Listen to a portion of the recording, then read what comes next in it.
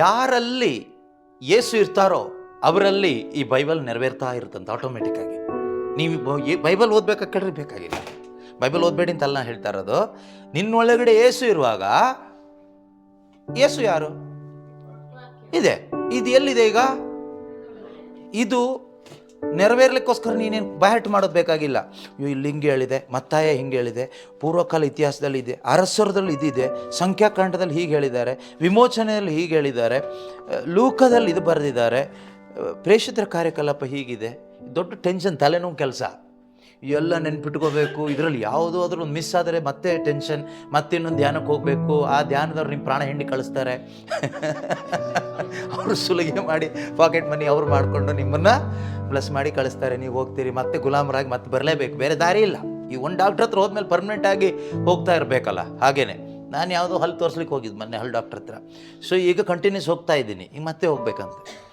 So ಅವರು 6 ತಿಂಗಳು time ಕೊಟ್ಟಿದ್ದಾರೆ, 6 ತಿಂಗಳು ಬರ್ತಾ ಇರಬೇಕು ಅಂತ. ಸೊ ಹಾಗೆ ಈ ಕರಿಸ್ಮ್ಯಾಟಿಕ್ ಧ್ಯಾನ ಕೇಂದ್ರಗಳು ಹಾಗೇನೇ ಆಗಿಬಿಟ್ಟಿದೆ ಈಗ. ಸೊ ಒಂದು ಸಾರಿ ಹೋಗ್ಬಿಟ್ರೆ ಮುಗಿದೋಯ್ತು ಕತೆ ನಿಮ್ಮದು. ಯಾಕೆಂದರೆ 3 ಶಾಪ ಕಟ್ಟು ಬಿಚ್ತಾರೆ, ಇನ್ನು 9 ಉಳಿಸ್ತಾರೆ. ಸೊ ನೆಕ್ಸ್ಟ್ 9 ಬಿಚ್ಚಷ್ಟೊತ್ತಿಗೆ ಹೊಸದು ಮತ್ತೆ 6 ಪ್ರಕಟಪಡಿಸಿ ಕೊಡ್ತಾರೆ, ಇನ್ನೂ 6 ಹಾಳೆ ಕಟ್ಟಿರೋದು. ಸೊ ಜೀವನ ಪರ್ಯಂತ ನಿಮ್ಮ ಕಟ್ಟು ಬಿಚ್ಚೋದೇ ಆಗುತ್ತೆ. ಅವ್ರು ಕಟ್ಟು ಬಿಚ್ಚಿ ನಿಮ್ಮ ಪಾಕೆಟಲ್ಲಿರೋ ಎಲ್ಲ ಕಟ್ಟು ಬಿಚ್ಚಿ ಒಳಗಡೆ ಹಾಕ್ಕೊಳ್ತಾರೆ, ನಿಮ್ಮದು ಖಾಲಿಯಾಗಿರುತ್ತೆ. ಸೊ ಅದಕ್ಕಿಂತ ಬೆಸ್ಟ್ ಏನು ಗೊತ್ತಾ? ಶುಭ ಸಂದೇಶ ಕೇಳಿಸ್ಕೊಂಡು ಸ್ಟೀಫನ್ ಹೇಳಿದಾಗೆ, ಶುಭ ಸಂದೇಶ ಯೇಸು ಕ್ರಿಸ್ತನ ಕುರಿತಾದ ವಾರ್ತೆ, ಶುಭ ವಾರ್ತೆ, ಬೇರೆ ಏನೂ ಅಲ್ಲ. ಆಯಿತಾ? ಮೋಶೆ ಬಗ್ಗೆ ಕೇಳೋದಲ್ಲ ಶುಭ ಸಂದೇಶ, ಯೇಸು ಬಗ್ಗೆ ಕೇಳೋದು. ಪಿಶಾಚಿ ಬಗ್ಗೆ ಕೇಳೋದು ಅಲ್ಲ, ಅಬ್ರಾಮನ ಬಗ್ಗೆ ಕೇಳೋದಲ್ಲ. ಅವರೆಲ್ಲ ಬರ್ತಾರೆ, ಪಿಶಾಚಿನೂ ಬರುತ್ತೆ ಅದರಲ್ಲಿ ಸೆಂಟ್ರಲ್ಲಿ. ಆದರೆ it's only about Jesus Christ. Yesu ಕ್ರಿಸ್ತನ ಕುರಿತಾದದ್ದು ಮಾತ್ರ ಶುಭ ಸಂದೇಶ. ಪ್ರತಿಯೊಬ್ಬರೊಂದಿಗೂ ಕೂಡ ದೇವರು ಮಾತಾಡ್ತಾರೆ. ದೇವರ ಸ್ವರಕ್ಕೆ ನಾವು ಕಿವಿಗೊಡಬೇಕು. ಯಾಕೆ ಅಂದರೆ ನಾವು ಯಾರೂ ದೇವರಲ್ಲ, ನಾವು ಮನುಷ್ಯರು. ದೇವರು ನಮ್ಮನ್ನು ಅವರಿಗಾಗಿ ಸೃಷ್ಟಿ ಮಾಡಿದ್ದಾರೆ. ಆದ್ದರಿಂದ ನಾವು ಅವರ ಇಚ್ಛೆ ಅರ್ಥ ಮಾಡಿಕೊಂಡು ಬದುಕಲಿಕ್ಕೆ ಸಾಧ್ಯ ಆಗಬೇಕಾದ್ರೆ ನಮಗೆ ಅವರ ವಾಕ್ಯ ಅರಿವಾಗಬೇಕು. ಅವರು ನಮ್ಮ ಜೊತೆಗೆ ಮಾತಾಡಬೇಕು. ಅವ್ರು ಮಾತಾಡ್ತಾನೆ ಇರ್ತಾರೆ, ಆದರೆ ನಾವು ಬ್ಯುಸಿ ಇರೋದ್ರಿಂದ ನಮ್ಮ ಹೃದಯದಲ್ಲಿ ಅವ್ರ ಸ್ವರ ನಮಗೆ ಕೇಳ್ತಾ ಇಲ್ಲ ಅಷ್ಟೇ. ಅವ್ರ ಸ್ವರ ಕೇಳಿಸ್ಕೊಳ್ಳಿಕ್ಕಾಗಿಲ್ಲ ಅಂದರೆ ನಾವು ನಿಜವಾಗ್ಲೂ ನಿರ್ಭಾಗ್ಯರು. ಇವತ್ತು ಇಲ್ಲಿ ಯಾರು ನಿರ್ಭಾಗ್ಯರಾಗಿ ಇರಬಾರ್ದು, ಭಾಗ್ಯವಂತರಾಗಬೇಕು ಎಲ್ಲರೂ ಕೂಡ. ನೀವು ಯಾವಾಗ ಭಾಗ್ಯವಂತರಾಗ್ತೀರಿ ಗೊತ್ತಾ? ಸ್ವಂತ ಒಂದು ಮನೆ ಸಿಕ್ಕಿದಾಗ ಭಾಗ್ಯವಂತರಾಗಲ್ಲ ಖಂಡಿತವಾಗಲು. ಅಥವಾ ಪ್ರಪಂಚದಲ್ಲಿ ಏನು ಸಿಕ್ಕಿದ್ರೂ ಭಾಗ್ಯವಂತರಾಗಲ್ಲ. ಆದರೆ ಯೇಸು ಸಿಕ್ಕಿದ್ರು ಮಾತ್ರನೇ ಭಾಗ್ಯವಂತರಾಗ್ತೀರಾ. ದೇವರ ಸ್ವರ ಅಂದರೆ ಯೇಸು ಆಗಿದ್ದಾರೆ. ದೇವರ ಸ್ವರ ದೇವರೇ ಆಗಿದ್ದಾರೆ. ದೇವರ ಸ್ವರ ನಿಂಗೆ ಸಿಕ್ತಾ ನೀನು ಭಾಗ್ಯವಂತನು. ಮರಿಯಳನ್ನು ಯಾಕೆ ಭಾಗ್ಯವಂತರು ಅಂತ ಕರೆದ್ರು ಅಂದರೆ ಅವರಿಗೆ ದೇವರ ಸ್ವರ ಸಿಕ್ತು. She received the word of God, voice of God. ಆದ್ರಿಂದನೇ ಅವರನ್ನು ಧನ್ಯರು, ಭಾಗ್ಯವಂತಳು, ಸ್ತ್ರೀಯರಲ್ಲೆಲ್ಲ ಧನ್ಯರು ಅಂತ ಮಾತೆ ಮರಿಯಳನ್ನು ಕರೆದಿದ್ದು. ಒಂದೇ ಒಂದು ಕಾರಣಕ್ಕೋಸ್ಕರ ಅವರಿಗೆ ದೇವರ ಸ್ವರ ಸಿಕ್ತು, ಅದು ಅವರು ತಗೊಂಡ್ರು. ಆ ಸ್ವರಕ್ಕೆ ಅವರು ಜೀವ ಕೊಟ್ಟರು. ಯಾವಾಗ ನೀವು ಕೂಡ ದೇವರ ಸ್ವರ ತೆಗೆದುಕೊಂಡು ಆ ದೇವರ ಸ್ವರಕ್ಕೆ ನೀವೊಂದು ಜೀವ ಕೊಡ್ತೀರೋ ಆಗ ನೀವು ಮಾತೆ ಮರಿಯಳ ಥರ ಧನ್ಯರಾಗ್ತೀರಿ. ಇಲ್ಲದೆ ಇದ್ರೆ ನಮ್ಮ ಜೀವನ ಒಂದು ರೀತಿ ಶಾಪಗ್ರಸ್ತ ಜೀವನ ಆಗ್ತದೆ. ಇವತ್ತು ಎಷ್ಟೋ ಜನ ಕ್ರೈಸ್ತರ ಜೀವನ ಶಾಪಗ್ರಸ್ತ ಜೀವನ ಇದೆ. ಅಕ್ರೈಸ್ತರ ಬಗ್ಗೆ ಅಲ್ಲ ನಾನು ಮಾತಾಡ್ತಾ ಇರೋದು, ಅವ್ರ ಬಗ್ಗೆ ಮಾತಾಡ್ಲಿಕ್ಕೆ ನನಗೇನು ರೈಟ್ ಇಲ್ಲ. ಎಷ್ಟೋ ಕ್ರೈಸ್ತರ ಜೀವನ ಶಾಪಗ್ರಸ್ತ ಜೀವನ ಆಗಿದೆ ಇವತ್ತು.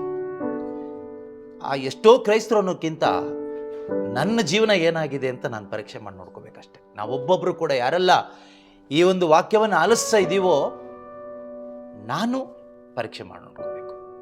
ಇನ್ನೊಬ್ಬರನ್ನ ನಾವು ಪರೀಕ್ಷೆ ಮಾಡೋದು ಬೇಡ. ಅವ್ರ ಜೀವನ ಹೇಗಿದೆ, ಇವ್ರ ಜೀವನ ಹೇಗಿದೆ ನನಗೆ ಬೇಡ. That is none of my business. ನನ್ನ ಜೀವನ ಏನಾಗಿದೆ, ನನ್ನ ಜೀವನ ಒಂದು ಆಶೀರ್ವಾದ ಆಗಿದೆಯಾ ಅಥವಾ ಶಾಪಗ್ರಸ್ತ ಜೀವನ ಆಗಿದೆಯಾ? ಆಶೀರ್ವಾದ ಆಗಬೇಕಾದ್ರೆ ದೇವರ ಸ್ವರ ನಾವು ಸ್ವೀಕಾರ ಮಾಡಬೇಕು. ಆ ಸ್ವರಕ್ಕೆ ನಾವು ಲೈಫ್ ಕೊಡಬೇಕು.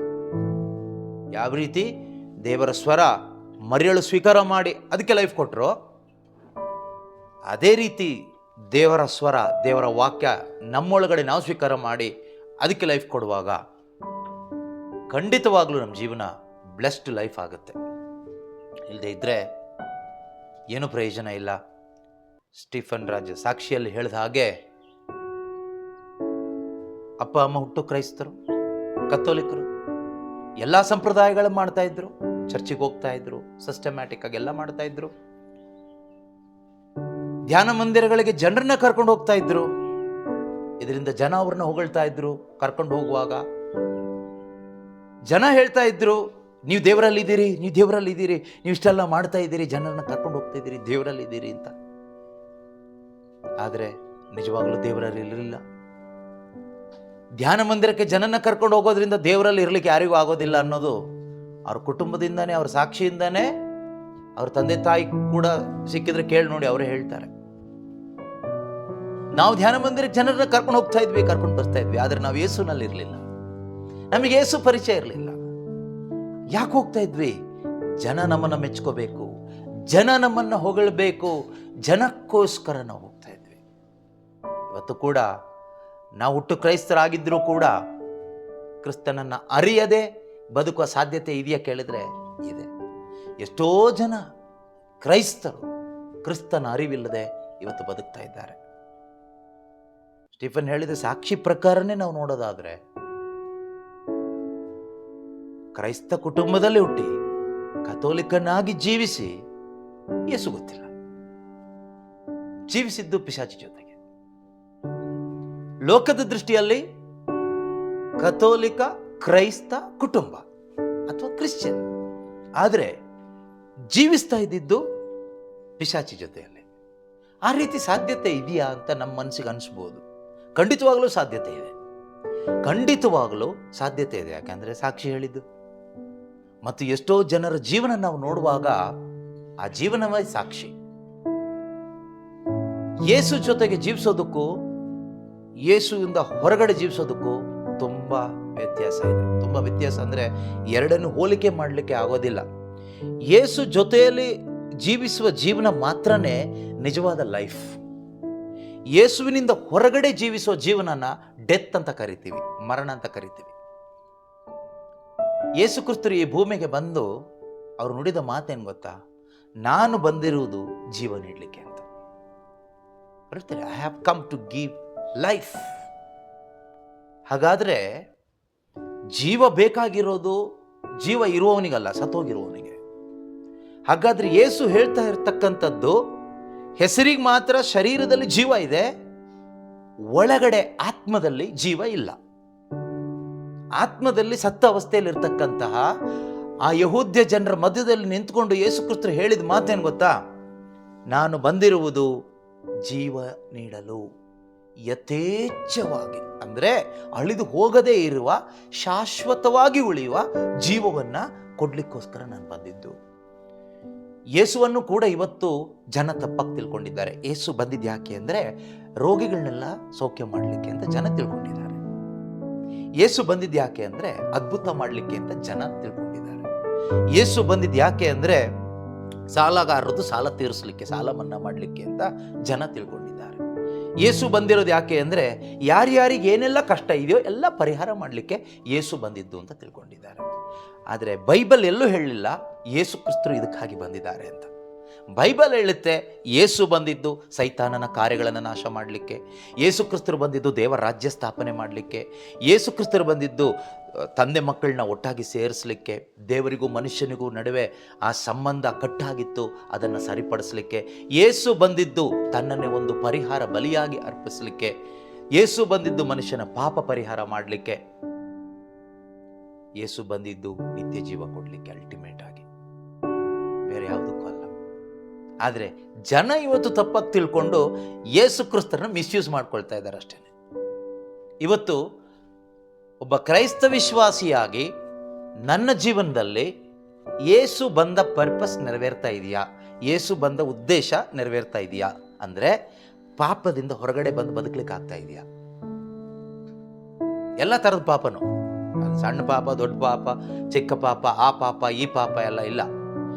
ಎಲ್ಲ I am able to live without sin. ಪಾಪರಹಿತವಾಗಿ ಬದುಕಲಿಕ್ಕೆ ಆಗ್ತಾ ಇದೆಯಾ?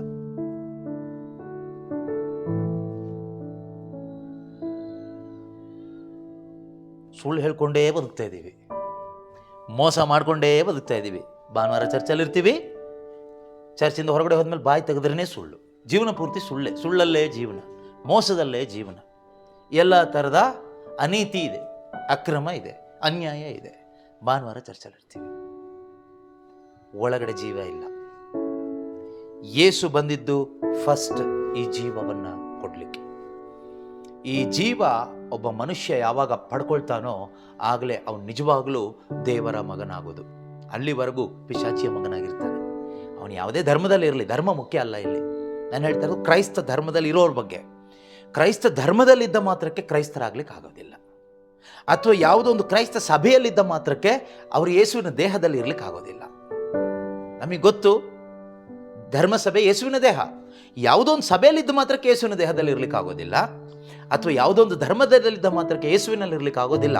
ನಾವು ಯೇಸುವಿನಲ್ಲಿ ಇಲ್ಲ ಅಂದರೆ ನಾವು ಪ್ರಾರ್ಥನೆ ಮಾಡಿ ಏನು ಪ್ರಯೋಜನ ಇಲ್ಲ, ನಾವು ಚರ್ಚಿಗೆ ಹೋಗಿನೂ ಪ್ರಯೋಜನ ಇಲ್ಲ, ಪ್ರಾರ್ಥನೆ ಮಾಡಿ ಪ್ರಯೋಜನ ಇಲ್ಲ, ಬೈಬಲ್ ಓದಿ ಪ್ರಯೋಜನ ಇಲ್ಲ, ಹಲ್ಲೆಲೂಯಾ ಹೇಳಿ ಪ್ರಯೋಜನ ಇಲ್ಲ, ಧ್ಯಾನಕ್ಕೆ ಹೋಗಿನೂ ಪ್ರಯೋಜನ ಇಲ್ಲ, ಧ್ಯಾನಕ್ಕೆ ಕರ್ಕೊಂಡು ಬಂದು ಪ್ರಯೋಜನ ಇಲ್ಲ. ಪ್ರಯೋಜನ ಒಬ್ಬ ಮನುಷ್ಯನ ಜೀವನದಲ್ಲಿ ನಿಜವಾಗ್ಲೂ ಆಗಬೇಕಾದ್ರೆ he must be in Christ first. ಆತನು ಮೊದಲು ಯೇಸುವಿನಲ್ಲಿ ಇರಬೇಕು. ಯೇಸುವಿನಲ್ಲಿ ಇಲ್ಲದೆ ನಾವು ಎಲ್ಲ ಮಾಡ್ಬೋದಾ ಕೇಳಿದರೆ, ಈಗ ಕೇಳಿಸ್ಕೊಂಡು ಸಾಕ್ಷಿ ಪ್ರಕಾರ ಎಲ್ಲ ಮಾಡ್ಬೋದು. ಯೇಸುವಿನಲ್ಲಿ ಇಲ್ಲದೆ ನಾವು ಚರ್ಚಿಗೆ ಹೋಗ್ಬೋದು, ಯೇಸುವಿನಲ್ಲಿ ಇಲ್ಲದೆ ತಪಸ್ಕಾಲ ಮಾಡ್ಬೋದು, ಯೇಸುವಿನಲ್ಲಿ ಇಲ್ಲದೆ ಬೈಬಲ್ ಓದ್ಬೋದು, ಯೇಸುವಿನಲ್ಲಿ ಇಲ್ಲದೆ ಧ್ಯಾನ ಕೇಂದ್ರಕ್ಕೆ ಹೋಗ್ಬೋದು, ಯೇಸುವಿನಲ್ಲಿ ಇಲ್ಲದೆ ಪುಣ್ಯಕ್ಷೇತ್ರಕ್ಕೆ ಹೋಗ್ಬೋದು, ಯೇಸುವಿನಲ್ಲಿ ಇಲ್ಲದೆ ದಾನ ಧರ್ಮ ಮಾಡ್ಬೋದು, ಯೇಸುವಿನಲ್ಲಿ ಇಲ್ಲದೆ ಏನೂ ಮಾಡ್ಬೋದು. ಧಾರ್ಮಿಕವಾಗಿ ಎಲ್ಲದೂ ಮಾಡ್ಬೋದು, ಲೌಕಿಕವಾಗಿ ಎಲ್ಲದೂ ಮಾಡ್ಬೋದು. ಆದರೆ ಯೇಸುವಿನಲ್ಲಿ ಇಲ್ಲದೆ ಮಾಡಲಿಕ್ಕೆ ಆಗದೆ ಇರೋದು ತುಂಬ ಇದೆ. ಯೇಸುವಿನಲ್ಲಿ ಇಲ್ಲದೆ ಪರಿಶುದ್ಧ ಜೀವನ ಜೀವಿಸೋಕ್ಕಾಗಲ್ಲ. ಯೇಸುವಿನಲ್ಲಿ ಇಲ್ಲದೆ ಎಲ್ಲರನ್ನೂ ಕ್ಷಮಿಸ್ತಾ ಬದುಕಲಿಕ್ಕಾಗಲ್ಲ. ಯೇಸುವಿನಲ್ಲಿ ಇಲ್ಲದೆ ಯೇಸುವಿಗೋಸ್ಕರ ಕಷ್ಟ ಸಂಕಟಗಳನ್ನ ತಾಳ್ಮೆಯಿಂದ ಸಹಿಸ್ಕೊಳ್ಳಿಕ್ಕೆ ಆಗಲ್ಲ. ಸ್ವಾರ್ಥಕ್ಕೋಸ್ಕರ ಕಷ್ಟ ಸಹಿಸೋದು ಬೇರೆ, ಯೇಸುವಿಗಾಗಿ, ಶುಭ ಸಂದೇಶಕ್ಕಾಗಿ, ನಿತ್ಯ ಜೀವಕ್ಕೋಸ್ಕರ ಕಷ್ಟ ಸಂಕಟಗಳನ್ನ ಸಹಿಸ್ತಾ ಬದುಕಬೇಕಾದ್ರೆ you must be in Christ first. ಕ್ರಿಸ್ತನಲ್ಲಿ ಇಲ್ಲದೆ ಇದ್ದವನಿಗೆ ಕಷ್ಟ ಇರುತ್ತೆ ಕೇಳಿದರೆ, ಕಷ್ಟ ಇರುತ್ತೆ. ಅದು ಅವನ ಪಾಪದ ಫಲ, ಅವನ ಸ್ವಾರ್ಥದ ಫಲ, ಅವನ ಅವಿಶ್ವಾಸದ ಫಲ. ಮತ್ತು ಅವ್ರು ಬಿತ್ತಿದ್ದು ಅವ್ರು ಕೊಯ್ತಾರೆ.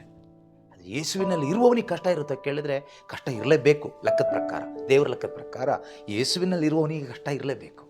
ಶಾರೀರಿಕವಾಗಿಯೋ ಮಾನಸಿಕವಾಗಿಯೋ ಯಾವುದಾದ್ರೂ ರೀತಿಯಲ್ಲಿ ಕಷ್ಟ ಸಂಕಟಗಳು ಇರಲೇಬೇಕು. ಆದರೆ ಆ ಕಷ್ಟದಲ್ಲಿ ಆತ ಏನು ಮಾಡ್ತಾನಂದರೆ, ಕೊರಗಿ ಕಣ್ಣೀರು ಸುರಿಸಿ ಅಳಿದು ಹೋಗೋದಿಲ್ಲ.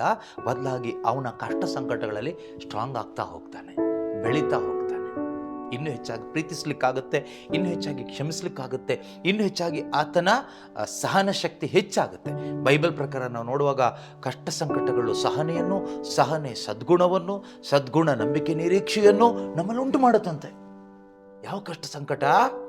Suffering for the sake of gospel Jesus Christ. Yesu ಕ್ರಿಸ್ತರ ನಿಮಿತ್ತ ಬರುವ ಕಷ್ಟ ಸಂಕಟಗಳು ಒಂದು ಬ್ಲೆಸ್ಸಿಂಗ್. ಯಾಕೆಂದರೆ ಕಷ್ಟ ಸಂಕಟಗಳು ಸಹನೆಯನ್ನು ಉಂಟು ಮಾಡುತ್ತಂತೆ. ಸಹನೆ ಸದ್ಗುಣ, ಸಂಯಮ ಎಲ್ಲ ಉಂಟು ಮಾಡುತ್ತೆ. ಮಾತ್ರ ಅಲ್ಲ, ನಮ್ಮೊಳಗಡೆ ಪರಿಶುದ್ಧಾತ್ಮರು ಬಹಳ ಸ್ಟ್ರಾಂಗ್ ಆಗ್ತಾ ಹೋಗ್ತಾರೆ. ಯೇಸುವಿನಲ್ಲಿರುವವನಿಗೆ ಕಷ್ಟ ಸಂಕಟಗಳನ್ನ ಸಹಿಸಿಕೊಳ್ಳಲಿಕ್ಕೆ ಸೌಭಾಗ್ಯ ಸಿಗುತ್ತೆ. ಯೇಸುವಿನಲ್ಲಿರುವವರಿಗೆ ಪರಿಶುದ್ಧರಾಗಿ ಜೀವಿಸಲಿಕ್ಕೆ ಬೇಕಾದ ಆಸೆ, ಆಸಕ್ತಿ ಉಂಟಾಗುತ್ತೆ. ಮಾತ್ರ ಅಲ್ಲ, ಜೀವಿಸಲಿಕ್ಕೆ ಸಾಧ್ಯ ಆಗುತ್ತೆ. ಯೇಸುವಿನಲ್ಲಿರುವವರಿಗೆ ಯಾರನ್ನೂ ದ್ವೇಷ ಮಾಡೋಕ್ಕಾಗಲ್ಲ. ಪ್ರಪಂಚದಲ್ಲಿರೋ ಸರ್ವರು ಅವ್ರನ್ನ ದ್ವೇಷ ಮಾಡಿದ್ರು ಅವ್ರ ಒಳಗಡೆಯಿಂದ ದ್ವೇಷ ಬರಲ್ಲ. ಬೇಜಾರಾಗ್ಬೋದು, ಆದರೆ ಬೇಜಾರಾಗಿ ಮನಸ್ತಾಪ ಮಾಡಿಕೊಂಡು ಮೂಲೆಯಲ್ಲಿ ಡಿಪ್ರೆಷನ್ಗೆ ಹೋಗಲ್ಲ. ಆದರೆ ಇವತ್ತು ನಮ್ಮ ಪರಿಸ್ಥಿತಿ ಹೇಗಿದೆ? ನಮಗೆಲ್ಲರನ್ನೂ ಕ್ಷಮಿಸ್ಲಿಕ್ಕೆ ಆಗ್ತಾ ಇದೆಯಾ? ನೀವು ಕ್ರಿಶ್ಚಿಯನ್ ಅಲ್ವೋ, ಕ್ರಿಸ್ತನಲ್ಲಿ ಇದಿರಲ್ಲ ಅಂತ ಇದರಲ್ಲಿ ಟೆಸ್ಟ್ ಮಾಡ್ಬೋದು. ಏನು ದೊಡ್ಡ ದೊಡ್ಡ ಬೈಬಲ್ ವಾಕ್ಯಗಳೆಲ್ಲ ಓದಿ ಟೆಸ್ಟ್ ಮಾಡೋದು ಬೇಕಾಗಿಲ್ಲ. Simple, if you are in Christ you will be able to forgive, you will walk in forgiveness. ಕ್ರಿಸ್ತನಲ್ಲಿ ನೀನು ಇದೆಯಾ ಅಂತ ಪರೀಕ್ಷೆ ಮಾಡಿ ನೋಡ್ಕೋಬೋದು. ಸಿಂಪಲ್ ಆಗಿ ಯೇಸುನೇ ಇಟ್ಕೊಂಡು ಪರೀಕ್ಷೆ ಮಾಡೋದು. ಯೇಸುವಿನಲ್ಲಿ ಇದ್ಮೇಲೆ ಅವ್ರು ಹೇಳ್ತಾರೆ, ಇನ್ನು ಮುಂದೆ ಜೀವಿಸೋದು ನಾನಲ್ಲ, ಯೇಸು ನನ್ನ ಮುಖಾಂತರ ಜೀವಿಸ್ತಾರೆ. In Christ, that is a blessing in Christ. You are not going to live, Christ is going to live through you. That is a supreme blessing. ಅತಿ ದೊಡ್ಡ ಒಂದು ಆಶೀರ್ವಾದ ಏನು ಗೊತ್ತಾ? ಕ್ರಿಸ್ತನಲ್ಲಿ ಇರೋರಿಗೆ ದೊಡ್ಡ ಒಂದು ಬ್ಲೆಸ್ಸಿಂಗ್ ಏನು ಅಂದರೆ, ನೀನು ಜೀವಿಸಲ್ಲ, ಯೇಸು ನಿನ್ನ ಮುಖಾಂತರ ಜೀವಿಸ್ತಾರೆ. ಯಾವಾಗ ನೀನು ಜೀವಿಸ್ತೀಯೋ ಒದ್ದಾಟ ಆಗುತ್ತೆ, ಟೆನ್ಷನ್ ಆಗುತ್ತೆ, ಭಯ ಆಗುತ್ತೆ. ಧರ್ಮಶಾಸ್ತ್ರ ಅದು ಮಾಡು, ಇದು ಮಾಡು, ಇದು ಮಾಡಿಲ್ಲ ಅಂದರೆ ಟೆನ್ಷನ್ನು, ಮಾಡಲಿಕ್ಕೋಸ್ಕರ ಒದ್ದಾಟ, ಜನರನ್ನು ಮೆಚ್ಚಿಸ್ಬೇಕು, ಎಲ್ಲ ಮಾಡಬೇಕು, ಟೆನ್ಷನ್ ಹಿಡಿದು ಜೀವನ. ಆದರೆ ಕ್ರಿಸ್ತನಲ್ಲಿ ನೀನಿರುವಾಗ ನೀನು ಸುಮ್ಮನೆ ಇರ್ತೀಯ, ಬಿ ಸ್ಟಿಲ್. ಅವ್ರು ನಿನ್ನ ಮುಖಾಂತರ ಜೀವಿಸ್ತಾರೆ. ಅವ್ರು ನಿನ್ನ ಮುಖಾಂತರ ಜೀವಿಸುವಾಗ ನಿನಗೆ ಯಾರನ್ನ ಕ್ಷಮಿಸೋಕ್ಕಾಗಲ್ಲಪ್ಪ, ನಿನಗೆಲ್ಲರನ್ನೂ ಕ್ಷಮಿಸ್ಬೋದು. ಇವತ್ತು ನಾವು ಲೆಕ್ಕ ಹೇಳ್ತೀವಿ, ಅವ್ರನ್ನ ಎಷ್ಟು ಅಂತ ಕ್ಷಮಿಸೋದು ಬ್ರದರ್. ಎಷ್ಟು ಸಾರಿ ಕ್ಷಮಿಸಿದ್ದೀನಿ ಗೊತ್ತಾ? ನೀನು ಈ ಲೆಕ್ಕ ಕೇಳೋದ್ರಲ್ಲೇ ಗೊತ್ತಾಗುತ್ತೆ ನೀನು ಕ್ರಿಶ್ಚಿಯನ್ ಅಷ್ಟೇ, ಕ್ರಿಸ್ತನಲ್ಲಿ ಬಂದಿಲ್ಲ. ಕ್ರಿಶ್ಚಿಯನ್ ಆಗಿರ್ಬೋದು, ಚರ್ಚಿಗೆ ಹೋಗ್ಬೋದು, ಆದರೆ ಕ್ರಿಸ್ತನಲ್ಲಿ ಬಂದಿಲ್ಲ.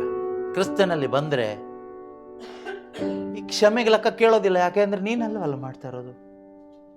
ಯಾರು ಮಾಡ್ತಾ ಇರೋದು? ಯೇಸು ಮಾಡ್ತಾ ಇದ್ದಾರೆ. ನಮ್ಮ ಕ್ರೈಸ್ತ ಜೀವನ ತುಂಬ ಸುಲಭ ಆಗೋದು ಯಾವಾಗ ಗೊತ್ತಾ? When you are in Christ. ಕ್ರಿಸ್ತನಲ್ಲಿ ನೀವಿರುವಾಗ ಕ್ರೈಸ್ತ ಜೀವನ ತುಂಬ ಸುಲಭ. ಕೆಲವರು ಹೇಳ್ತಾರಲ್ವ, ಈ ಬೈಬಲ್ ನಮಗಾಗಲ್ಲಪ್ಪ, ತುಂಬ ಕಷ್ಟ. ಕಷ್ಟ ಅಲ್ಲ, ನಾನು ಹೇಳ್ತೀನಿ ಇದು ಅಸಾಧ್ಯ, ಸಾಧ್ಯನೇ ಇಲ್ಲ, ಇಂಪಾಸಿಬಲ್. ನೀವು ಕಷ್ಟ ಅಂತೀರಿ, ನಾನು ಹೇಳ್ತೀನಿ ಅಲ್ಲ, ಇದು ಕಷ್ಟ ಅಲ್ಲ, ಇದು ಆಗೋದೇ ಇಲ್ಲ, ಇಂಪಾಸಿಬಲ್. ಇದರಲ್ಲಿ ಏನೂ ಮಾಡೋಕ್ಕಾಗಲ್ಲ. ಅದೇ ಮುಚ್ಚಿಂಗ್ ಸೈಡಿಗೆ ಇಟ್ಬಿಡ್ಬೇಕಷ್ಟೆ. ಮತ್ತೆ ಇದು ಯಾರಿಗೆ? ಇದು ದೇವರ ಮಕ್ಕಳಿಗೆ. ಯಾರಿಂದ ಸಾಧ್ಯ ಇದು? ಇದು ಸಾಧ್ಯ ವಿಶ್ವಾಸಿಗೆ ಸಾಧ್ಯ. ನಾನು ಜೀವಿಸುವಾಗ ಆಗಲ್ಲ, ನನ್ನಿಂದ ಆಗಲ್ಲ, ಏನು ಮಾಡೋಕ್ಕಾಗಲ್ಲ. ಏನೋ ಅದು ಇದು ಸ್ವಲ್ಪ ಮಾಡ್ಬೋದು ಧರ್ಮಶಾಸ್ತ್ರದ ಪ್ರಕಾರ, ಬಟ್ ಫ್ಲಾಪೇ. ಆದರೆ ಇದಾಗಬೇಕಾದ್ರೆ ಆತ ನನ್ನಲ್ಲಿ ಜೀವಿಸಬೇಕು. ಈ ಹೇಳ್ತಾ ಇರೋ ವಿಷಯಕ್ಕೆ ಸಂಬಂಧಪಟ್ಟಾಗ ಒಂದೇ ಒಂದು ವಾಕ್ಯ ಹೇಳ್ತೀನಿ, ಸ್ವಲ್ಪ ಅರ್ಥ ಮಾಡ್ಕೊಳ್ಳಿಕ್ಕೆ ಸ್ವಲ್ಪ ಟ್ರೈ ಮಾಡಿ, ಮೈಂಡನ್ನು ಸ್ವಲ್ಪ ಕೊಟ್ಟರೆ ಅರ್ಥ ಆಗುತ್ತೆ. ರೋಮನ್ರಿಗೆ ಬರೆದ ಪತ್ರಿಕೆ ಅಧ್ಯಾಯ 8 ವಾಕ್ಯ 3 ಮತ್ತು 4. Romans chapter 8. ಶರೀರ ಸ್ವಭಾವದ ಬಲಹೀನತೆಯ ನಿಮಿತ್ತ ಧರ್ಮಶಾಸ್ತ್ರಕ್ಕೆ ಯಾವುದು ಸಾಧ್ಯವಾಗದೆ ಹೋಯಿತೋ ಅದು ದೇವರಿಗೆ ಸಾಧ್ಯವಾಯಿತು. ಓಕೆ. ಪಾಪ ಪರಿಹಾರಕ್ಕಾಗಿ ತಮ್ಮ ಸ್ವಂತ ಪುತ್ರನನ್ನು ಪಾಪಾಧೀನವಾದ ನಮ್ಮ ಸ್ವಭಾವದಂತ ಶರೀರ ಸ್ವಭಾವದಲ್ಲಿ ಕಳಿಸಿಕೊಂಡರು. ಅಲ್ಲ 8ನೇ ಅಧ್ಯಾಯ. ಓಕೆ, ಅದೇ ಓದಿ. ಆ ಸ್ವಭಾವದಲ್ಲೇ ಪಾಪಕ್ಕೆ ಮರಣದಂಡನೆ ವಿಧಿಸಿದರು. ಶರೀರ ಸ್ವಭಾವಕ್ಕೆ ಅನುಸಾರವಾಗಿ ನಡೆಯದೆ ಪವಿತ್ರಾತ್ಮ ಅವರ ಚಿತ್ತಾನುಸಾರವಾಗಿ ನಡೆಯುವ ನಮ್ಮಲ್ಲಿ ಧರ್ಮಶಾಸ್ತ್ರ ನೀತಿ ನಿಯಮಗಳು ನೆರವೇರುವಂತೆ ದೇವರು ಹೀಗೆ ಮಾಡಿದರು. Praise God, hallelujah. ತುಂಬ ಅದ್ಭುತಕರವಾದ ವಾಕ್ಯ. ಈ ವಾಕ್ಯನೇ ಒಂದು ಅದ್ಭುತ, ಸೊ ವಂಡರ್. ಓಕೆ, 3-4 ಇಂಗ್ಲೀಷಲ್ಲಿ ಓದ್ತೀನಿ, ಆಮೇಲೆ ನೋಡೋಣ, ಎಕ್ಸ್ಪ್ಲೇನ್ ಮಾಡೋಣ ಸ್ವಲ್ಪ. For god has done what the law weekend by flesh could not do, by sending his own son in the likeness of sinful flesh, and to deal with sin he condemned sin in flesh, so that the just requirement of the law might be fulfilled in us who walk not according to the flesh but according to the spirit. Hallelujah. ಎಷ್ಟು ವಂಡರಸ್ ಆಗಿದೆ ವಾಕ್ಯ ಅಂದರೆ, ಅಷ್ಟೊಂದು ಅದ್ಭುತಕರವಾಗಿದೆ. ಅಂದರೆ ಯಾರಲ್ಲಿ ಯೇಸು ಇರ್ತಾರೋ ಅವರಲ್ಲಿ ಈ ಬೈಬಲ್ ನೆರವೇರ್ತಾ ಇರುತ್ತಂತ ಆಟೋಮೆಟಿಕ್ಕಾಗಿ. ನೀವು ಬೈಬಲ್ ಓದ್ಬೇಕಾದ್ರೆ ಬೇಕಾಗಿಲ್ಲ, ಬೈಬಲ್ ಓದಬೇಡಿ ಅಂತಲ್ಲ ನಾನು ಹೇಳ್ತಾ ಇರೋದು. ನಿನ್ನೊಳಗಡೆ ಯೇಸು ಇರುವಾಗ, ಯೇಸು ಯಾರು ಇದೆ, ಇದು ಎಲ್ಲಿದೆ ಈಗ? ಇದು ನೆರವೇರ್ಲಿಕ್ಕೋಸ್ಕರ ನೀನೇನು ಬಯಟ್ ಮಾಡೋದು ಬೇಕಾಗಿಲ್ಲ. ಇಲ್ಲಿ ಹಿಂಗೆ ಹೇಳಿದೆ, ಮತ್ತಾಯ ಹಿಂಗೆ ಹೇಳಿದೆ, ಪೂರ್ವಕಾಲ ಇತಿಹಾಸದಲ್ಲಿ ಇದೆ, ಅರಸರದಲ್ಲಿ ಇದಿದೆ, ಸಂಖ್ಯಾಕಾಂಡದಲ್ಲಿ ಹೀಗೆ ಹೇಳಿದ್ದಾರೆ, ವಿಮೋಚನೆಯಲ್ಲಿ ಹೀಗೆ ಹೇಳಿದ್ದಾರೆ, ಲೂಕದಲ್ಲಿ ಇದು ಬರೆದಿದ್ದಾರೆ, ಪ್ರೇಷಿತರ ಕಾರ್ಯಕಲಾಪ ಹೀಗಿದೆ. ದೊಡ್ಡ ಟೆನ್ಷನ್, ತಲೆನೋವು ಕೆಲಸ. ಎಲ್ಲ ನೆನ್ಪಿಟ್ಕೋಬೇಕು. ಇದರಲ್ಲಿ ಯಾವುದೋ ಆದರೂ ಒಂದು ಮಿಸ್ ಆದರೆ ಮತ್ತೆ ಟೆನ್ಷನ್, ಮತ್ತೆ ಇನ್ನೊಂದು ಧ್ಯಾನಕ್ಕೆ ಹೋಗಬೇಕು. ಆ ಧ್ಯಾನದವ್ರು ನಿಮ್ಮ ಪ್ರಾಣ ಹಿಂಡಿ ಕಳಿಸ್ತಾರೆ. ಅವರು ಸುಲಿಗೆ ಮಾಡಿ ಪಾಕೆಟ್ ಮನಿ ಅವ್ರು ಮಾಡಿಕೊಂಡು ನಿಮ್ಮನ್ನು ಪ್ಲಸ್ ಮಾಡಿ ಕಳಿಸ್ತಾರೆ. ನೀವು ಹೋಗ್ತೀರಿ, ಮತ್ತೆ ಗುಲಾಮರಾಗಿ ಮತ್ತೆ ಬರಲೇಬೇಕು, ಬೇರೆ ದಾರಿ ಇಲ್ಲ. ಈ ಒಂದು ಡಾಕ್ಟ್ರ್ ಹತ್ರ ಹೋದ್ಮೇಲೆ ಪರ್ಮನೆಂಟಾಗಿ ಹೋಗ್ತಾ ಇರಬೇಕಲ್ಲ. ಹಾಗೇನೆ ನಾನು ಯಾವುದೋ ಹಲ್ಲು ತೋರಿಸ್ಲಿಕ್ಕೆ ಹೋಗಿದ್ದು ಮೊನ್ನೆ ಹಲ್ಲು ಡಾಕ್ಟ್ರ್ ಹತ್ರ. ಸೊ ಈಗ ಕಂಟಿನ್ಯೂಸ್ ಹೋಗ್ತಾ ಇದ್ದೀನಿ, ಈಗ ಮತ್ತೆ ಹೋಗ್ಬೇಕಂತ. ಸೊ ಅವರು 6 ತಿಂಗಳು ಟೈಮ್ ಕೊಟ್ಟಿದ್ದಾರೆ, 6 ತಿಂಗಳು ಬರ್ತಾ ಇರಬೇಕು ಅಂತ. ಸೊ ಹಾಗೆ ಈ ಕರಿಸ್ಮ್ಯಾಟಿಕ್ ಧ್ಯಾನ ಕೇಂದ್ರಗಳು ಹಾಗೇನೇ ಆಗಿಬಿಟ್ಟಿದೆ ಈಗ. ಸೊ ಒಂದು ಸಾರಿ ಹೋಗ್ಬಿಟ್ರೆ ಮುಗಿದೋಯ್ತು ಕತೆ ನಿಮ್ಮದು. ಯಾಕೆಂದರೆ 3 ಶಾಪ ಕಟ್ಟು ಬಿಚ್ತಾರೆ, ಇನ್ನು 9 ಉಳಿಸ್ತಾರೆ. ಸೊ ನೆಕ್ಸ್ಟ್ 9 ಬಿಚ್ಚಷ್ಟೊತ್ತಿಗೆ ಹೊಸದು ಮತ್ತೆ 6 ಪ್ರಕಟಪಡಿಸಿ ಕೊಡ್ತಾರೆ, ಇನ್ನೂ 6 ಹಾಳೆ ಕಟ್ಟಿರೋದು.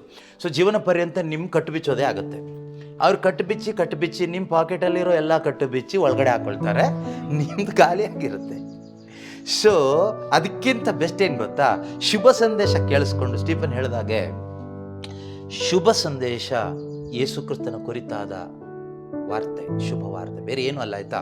ಮೋಶೆ ಬಗ್ಗೆ ಕೇಳೋದಲ್ಲ ಶುಭ ಸಂದೇಶ, ಯೇಸು ಬಗ್ಗೆ ಕೇಳೋದು, ಪಿಶಾಚಿ ಬಗ್ಗೆ ಕೇಳೋದು ಅಲ್ಲ, ಅಬ್ರಾಹ್ಮನ ಬಗ್ಗೆ ಕೇಳೋದಲ್ಲ. ಅವರೆಲ್ಲ ಬರ್ತಾರೆ, ಪಿಶಾಚಿನೂ ಬರುತ್ತೆ ಅದರಲ್ಲಿ ಸೆಂಟ್ರಲ್ಲಿ. ಆದರೆ it's only about Jesus Christ, Yesu ಕ್ರಿಸ್ತನ ಕುರಿತಾದದ್ದು ಮಾತ್ರ ಶುಭ ಸಂದೇಶ. ರೋಮ 1ರಲ್ಲಿ ಪೌಲರು ಹೇಳ್ತಾರಲ್ವಾ, ಯೇಸು ಕ್ರಿಸ್ತನ ಕುರಿತಾದ ಶುಭ ಸಂದೇಶ. ಶುಭ ಸಂದೇಶ ದೇವರ ಪುತ್ರನ ಕುರಿತಾದದ್ದು. ಶುಭ ಸಂದೇಶ ಮರಿಯಮ್ನವ್ರ ಕುರಿತು ಅಲ್ಲ, ಅಂತೋನಿಯರ ಕುರಿತು ಅಲ್ಲ, ಜೋಸೆಫ್ ಕುರಿತು ಅಲ್ಲ, ಮೋಶೆ ಕುರಿತು ಅಲ್ಲ, ಎಲಿಯನ್ ಕುರಿತು ಅಲ್ಲ, ಆದಮನ ಕುರಿತು ಅಲ್ಲ, ಹವ್ವಳ ಕುರಿತು ಅಲ್ಲ. ಬಟ್ ಇವರೆಲ್ಲರೂ ಬರ್ತಾರೆ, ಇವರೆಲ್ಲರೂ ಪಾತ್ರಧಾರಿಗಳ ಥರ ಬಂದು ಹೋಗ್ತಾರೆ. ಆದರೆ ಶುಭ ಸಂದೇಶ only about the main focus of the gospel, central figure of the gospel is Jesus Christ, Yesu ಕ್ರಿಸ್ತರು. ಅದರಲ್ಲಿ ಮುಖ್ಯ ಪಾಯಿಂಟ್ ಏನು ಅಂದರೆ, ಯೇಸು ಕ್ರಿಸ್ತರು ಅಂದರೆ ಸುಮಾರು ವಿಷಯ ಬರುತ್ತೆ. ಆದಿಕಾಂಡದಿಂದ ಪ್ರಕಟಣೆ ತನಕನೂ ಇದೆ, ಅಲ್ಲೂ ಯೇಸು ಕ್ರಿಸ್ತರೇ. ಸೊ ಇದರಲ್ಲಿ ಏನು ಕೇಳಿದರೆ, ಯೇಸುವಿನ ಮರಣ ಮತ್ತು ಪುನರುತ್ಥಾನ, ಇದನ್ನು ಒಬ್ಬ ಮನುಷ್ಯ ಅರ್ಥ ಮಾಡ್ಕೊಳ್ಳದೆ ನಿಜವಾಗ್ಲೂ ಶುಭ ಸಂದೇಶ ಅರ್ಥ ಮಾಡ್ಕೊಳ್ಳೋದು. ಇದನ್ನು ಅರ್ಥ ಮಾಡ್ಕೊಳ್ಳದೆ ನೀವು 1000 ಶಿಲ್ಬೆ ಹಾದಿ ಮಾಡಿದ್ರು ವೇಸ್ಟ್, 5 ಪೈಸೆ ಪ್ರಯೋಜನ ಇಲ್ಲ. ಶಿಲ್ಬೆ ಹಾದಿ ಪ್ರಯೋಜನ ಇಲ್ಲ ಅಂತಲ್ಲ ಹೇಳ್ತಾ ಇರೋದು, ನಿಮಗೇನು ಪ್ರಯೋಜನ ಇಲ್ಲ. ನಮ್ಮ ಜೀವಿತ ಪರಿವರ್ತನೆ ಆಗೋದೂ ಇಲ್ಲ, ನಾವು ನೂತನ ಸೃಷ್ಟಿ ಆಗೋದೂ ಇಲ್ಲ. ನಾವು ಕ್ರೈಸ್ತ ಧರ್ಮದಲ್ಲಿರ್ತೀವಿ, ಸಾಂಪ್ರದಾಯಿಕವಾಗಿ ಇರ್ತೀವಿ. ಆದರೆ ನಮ್ಮ ಜೀವಿತ ರೂಪಾಂತರಗೊಳ್ಬೇಕಾದ್ರೆ, ನಮ್ಮ ಜೀವನ ಆಶೀರ್ವಾದ ಆಗಬೇಕಾದ್ರೆ, ನಮ್ಮ ಜೀವಿತ ಬೆಳಕಾಗಬೇಕಾದ್ರೆ, ನಿನ್ನ ಜೀವನ ನಿನಗೇ ಒಂದು ಸಮಾಧಾನ ಆಗಬೇಕಾದ್ರೆ, ಅಲ್ಟಿಮೇಟಾಗಿ ಇದೆಷ್ಟೋ ಜನ ಕ್ರೈಸ್ತರಂತ ನಾವಿದ್ದೀವಿ, ನಮ್ಮ ಜೀವನ ನಮಗೆ ಸಾಕಾಗ್ಬಿಟ್ಟಿದೆ. ಹೌದಲ್ವಾ? ಸುಮಾರು ಜನಕ್ಕೆ. ನಿಮಗೆ ಸಾಕಾಗಿದೆಯಾ? ಇಲ್ಲ, ಮುಂದಾಗ್ಬೋದು, ನೋಡೋಣ. ಅಷ್ಟರೊಳಗಡೆ ಯೇಸುವಿನಲ್ಲಿ ಬಂದುಬಿಡಿ. ಓಕೆ, ಸೊ ಯೇಸುವಿನಲ್ಲಿ ಬಂದರೆ ನಮಗೆ ಲೈಫ್ ಸಿಗುತ್ತೆ, ಇಲ್ಲ ಅಂದರೆ ಡೆತ್ತಲ್ಲೇ ಇರ್ತೀವಿ. ಡೆತ್ತಲ್ಲಿ ಇರುವವನಿಗೆ ಏನು ಅನಿಸುತ್ತೆ ಅಂದರೆ, ಸಾವಿಂದ ಯೋಚನೆ, ಸತ್ತೋಗ್ಬಿಡೋಣ ಅತ್ಲಾಗೆ, ಯಾಕೆ ಬದುಕಬೇಕು, ಯಾರಿಗೋಸ್ಕರ ಬದುಕಬೇಕು, ಬದುಕಿ ಏನು ಮಾಡೋದಿದೆ, ಬದುಕಿ ಏನು ಸಾಧಿಸೋದಿದೆ. ಕೆಲವ್ರು ಹೇಳ್ತಾರೆ, ನಮ್ದೆಲ್ಲ ಮುಗೀತು, ಇನ್ನು ಸಾಯೋದೊಂದೇ ಬಾಕಿ, ಎಲ್ಲ ಆಯಿತು. ಏನಾಯಿತು? ಸೊ ಈ ರೀತಿ ಮರಣದ ಯೋಚನೆಯಲ್ಲಿ ಬದುಕ್ತಾ ಇರುವವರು, ಡಿಪ್ರೆಷನಲ್ಲಿ ಬದುಕ್ತಾ ಇರುವವರು, ನೆಮ್ಮದಿ ಇಲ್ಲ ಅಂತ ಬದುಕ್ತಾ ಇರುವವರೆಲ್ಲರೂ ಎಲ್ಲಿದ್ದಾರೆ ಅಂದರೆ out of Christ, out of that ಬಾಕ್ಸಿಂದ ಹೊರಗಡೆ ಇದ್ದಾರೆ. ಇನ್ ಕ್ರೈಸ್ಟ್, ಕ್ರಿಸ್ತನಲ್ಲಿ ಬಂದಾಗ ನಮ್ಗೆ ಅರ್ಥ ಆಗುತ್ತೆ. ಸ್ಟೀಫನ್ ಹೇಳಿದಾಗೆ, ನಾನು ಯಾರು, ದೇವರು ಯಾರು, ನಾನು ಯಾಕೆ ಇದ್ದೀನಿ, ದೇವರು ಯಾಕೆ ನನ್ನನ್ನು ಸೃಷ್ಟಿ ಮಾಡಿದ್ದಾರೆ, ನಾನು ಹೇಗೆ ಬದುಕಬೇಕು, ಯಾರಿಗಾಗಿ ಬದುಕಬೇಕು, ನನಗೆ ಅರ್ಥ ಆಗುತ್ತೆ. ಇದು ಅರ್ಥ ಆದಾಗ ನಾವೇನು ಮಾಡ್ತೀವಿ ಗೊತ್ತಾ, we will follow the Holi spirit. ಬೇರೆ ಯಾರನ್ನೂ ಫಾಲೋ ಮಾಡಲ್ಲ, ಮನುಷ್ಯರನ್ನ ಫಾಲೋ ಮಾಡೋದಿಲ್ಲ, ನಾವು ಧರ್ಮವನ್ನು ಫಾಲೋ ಮಾಡೋದಿಲ್ಲ, ಮನುಷ್ಯರನ್ನ ಫಾಲೋ ಮಾಡೋದಿಲ್ಲ, ಯಾವ ಸಂಪ್ರದಾಯನೂ ಫಾಲೋ ಮಾಡೋದಿಲ್ಲ. We will follow the Holi spirit. ಯಾರನ್ನ ಫಾಲೋ ಮಾಡ್ತೀವಿ? ಪರಿಶುದ್ಧಾತ್ಮನ ಫಾಲೋ ಮಾಡ್ತೀವಿ. ಪರಿಶುದ್ಧಾತ್ಮನ ಫಾಲೋ ಮಾಡುವಾಗ ಧರ್ಮಶಾಸ್ತ್ರದ ನಿಯಮಗಳು, the law will execute through you. ನಿನ್ನ ಮುಖಾಂತರ ಧರ್ಮಶಾಸ್ತ್ರದ ನಿಯಮಗಳು ಆಟೋಮೆಟಿಕ್ ಎಕ್ಸಿಕ್ಯೂಟ್ ಆಗುತ್ತೆ. ಅದೇ ಈಗ ನೀವು ಓದಿದ್ದು ರೋಮನ್ರಿಗೆ ಬರೆದ ಪತ್ರಿಕೆ 8ನೇ ಅಧ್ಯಾಯ 3 ಮತ್ತು 4ನೇ ವಾಕ್ಯ. ತುಂಬ ಪವರ್ಫುಲ್ ವಾಕ್ಯ ಆಯ್ತಾ ಅದು. ನೀವು ಈಗ ನಾನು ಪೂರ್ತಿ ಅದನ್ನು ಡೀಟೇಲ್ ಎಕ್ಸ್ಪ್ಲೈನ್ ಮಾಡಿಲ್ಲ. ಡೀಟೇಲ್ ಎಕ್ಸ್ಪ್ಲೈನ್ ಯಾಕೆ ಮಾಡಿಲ್ಲ ಅಂದರೆ, ಅದರ ಹಿಂದೆ ಇರುವ ಅಧ್ಯಾಯಗಳಲ್ಲಿ ತುಂಬ ವಿಷಯ ಇದೆ. ಅದೆಲ್ಲ ಎಕ್ಸ್ಪ್ಲೈನ್ ಮಾಡಿ ಬಂದು ಇದು ಹೇಳಿದ್ರೆ ನಮ್ಗೆ ಅರ್ಥ ಆಗುತ್ತೆ. ಬರೀ ಇದು 2 ವಾಕ್ಯ ಮಾತ್ರ ಹೇಳಿದರೆ ನಮಗೆ ಅರ್ಥ ಆಗೋದಿಲ್ಲ. ಆದರೂ ಕೂಡ ಕೆಲವರಿಗೆ ದೇವರು ಕೊಟ್ಟಿರೋ ಕೆಪಾಸಿಟಿ ಜಾಸ್ತಿ ಇದೆಯಲ್ಲ ಮೈಂಡಿಗೆ, ಆದ್ದರಿಂದ ಮತ್ತು ಬೈಬಲ್ ಓದಿ ಪರಿಚಯ ಇದ್ದವ್ರು ನಿಮ್ಮಲ್ಲಿ ಸುಮಾರು ಜನ ಇದ್ದೀರಿ, ನಿಮಗೆ ಈಸಿಯಾಗಿ ಅರ್ಥ ಆಗುತ್ತೆ, ತುಂಬ ಈಸಿಯಾಗಿ ಅರ್ಥ ಆಗುತ್ತೆ. And your Christian life will become very easy, ತುಂಬ ಸುಲಭ. ಮತ್ತೆ ಹೇಳ್ತೀನಿ, ನೀವೇನು ಮಾಡೋದೇನಿಲ್ಲ, ನೀವೇನಿದ್ರು ನಿಮ್ಮ ಹೊಟ್ಟೆಗೆ ಅಷ್ಟೇ ಮಾಡ್ಕೋಬೇಕು. ದುಡಿಬೇಕು, ಅಡುಗೆ ಮಾಡಬೇಕು, ಊಟ ಮಾಡಬೇಕು, ನಿದ್ದೆ ಮಾಡಬೇಕು, ಕಾಯಿಲೆ ಬಂದರೆ ಟ್ರೀಟ್ಮೆಂಟ್ ತೊಗೋಬೇಕು, ಪ್ರಾರ್ಥನೆ ಮಾಡಬೇಕು, ದೇವ್ರ ಚಿತ್ತ ಇದ್ದರೆ ವಾಸಿ ಆಗುತ್ತೆ, ಇಲ್ಲ ಅಂದರೆ ಉಳ್ಕೊಳ್ಳುತ್ತೆ. ಟೆನ್ಷನ್ ಏನು ಮಾಡಲಿಕ್ಕೆ ಏನಿಲ್ಲ. ಉಳ್ಕೊಂಡ್ರೂ ಸಾಯಬೇಕು, ದೇಹ ಮಣ್ಣಿಗೆ ಹೋಗುತ್ತೆ, ಉಳ್ಕೊಳ್ಳಿಲ್ಲ ಅಂದರೂ ಸಾಯ್ಬೇಕು.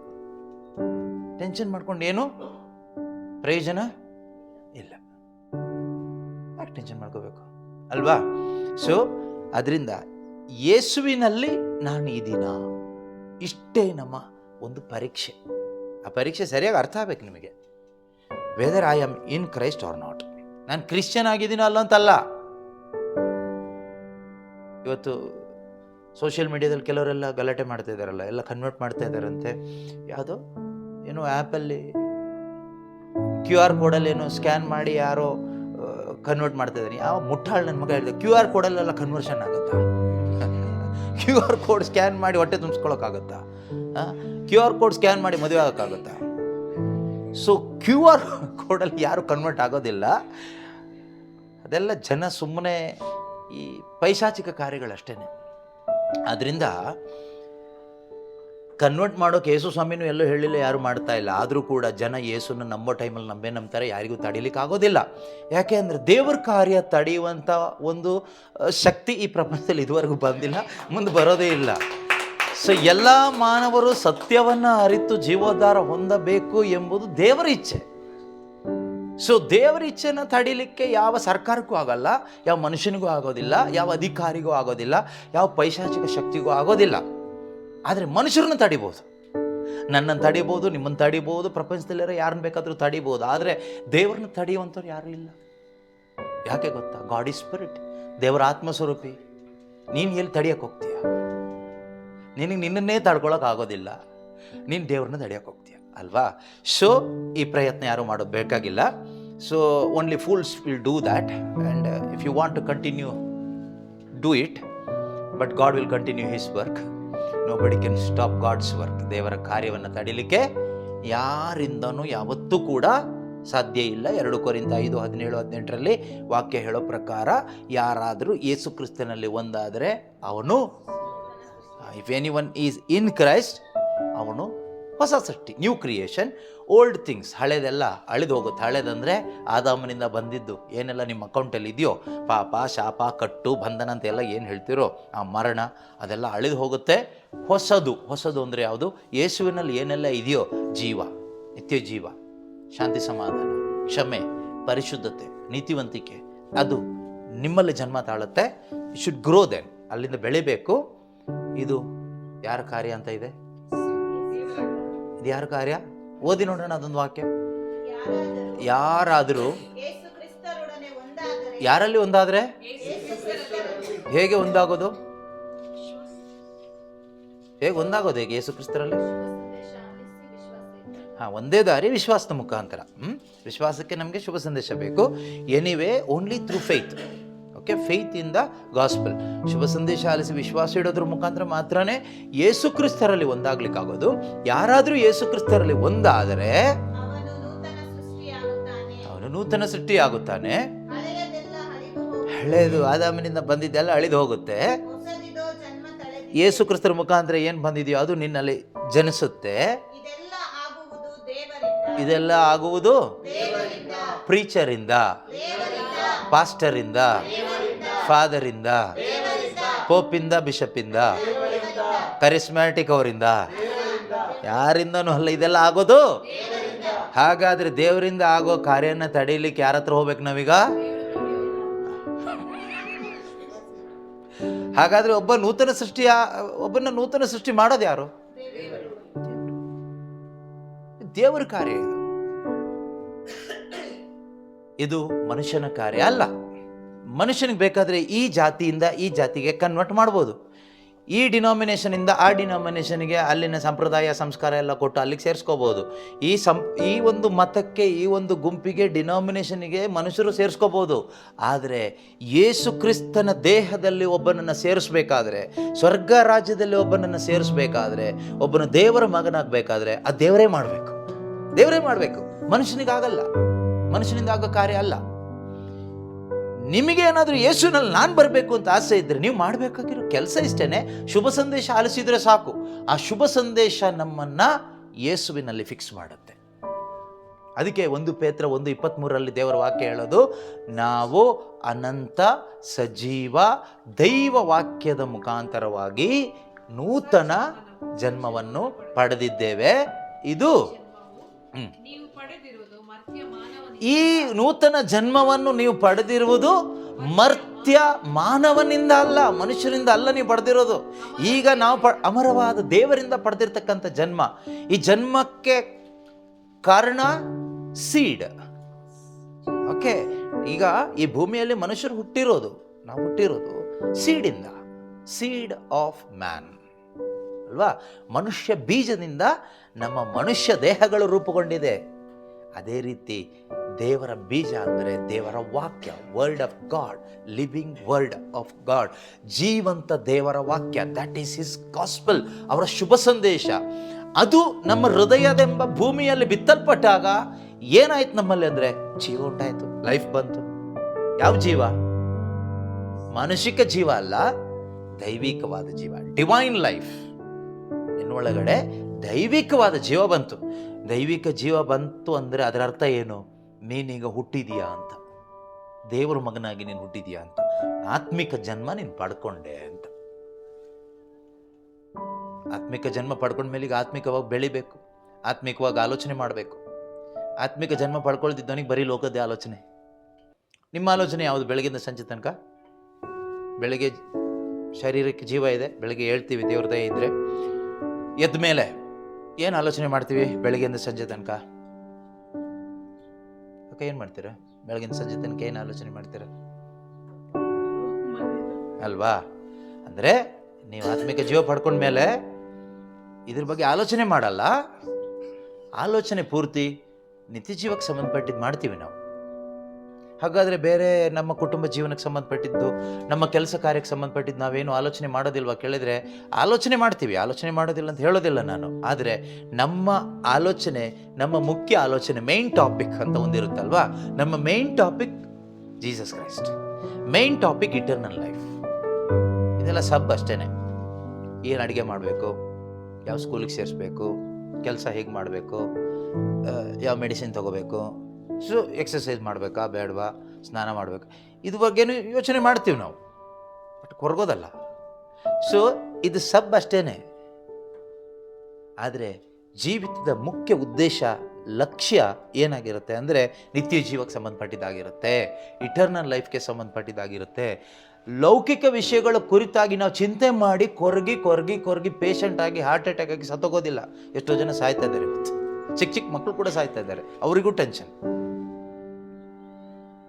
ಅವರಿಗೆ ಟೆನ್ಷನ್ ಏನು ಗೊತ್ತಾ?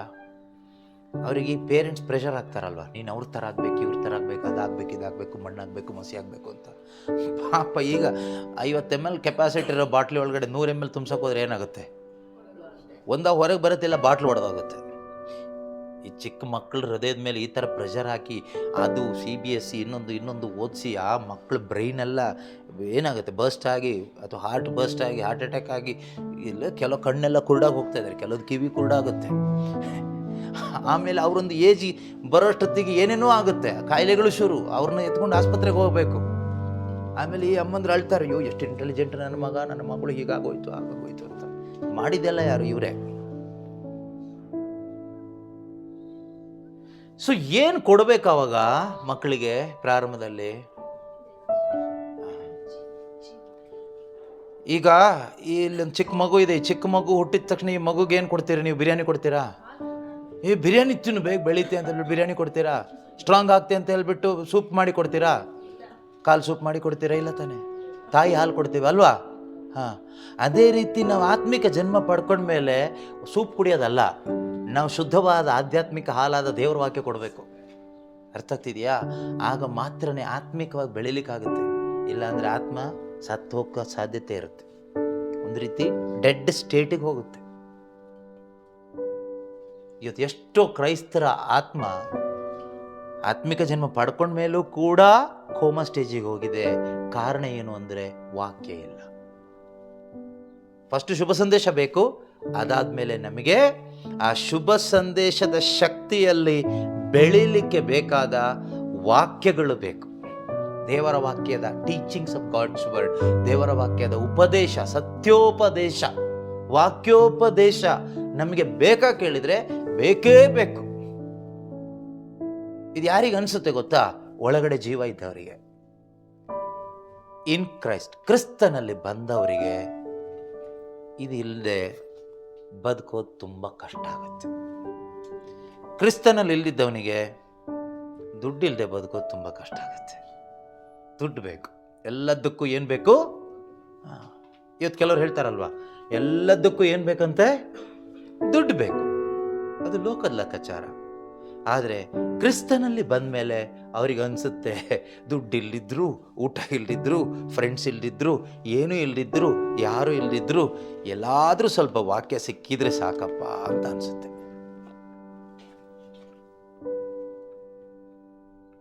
ಯಾಕೆ ನೀವೆಲ್ಲ ಓಡೋಡಿ ಬರೋದು ವಾಕ್ಯ ಕೇಳೋದಕ್ಕೆ?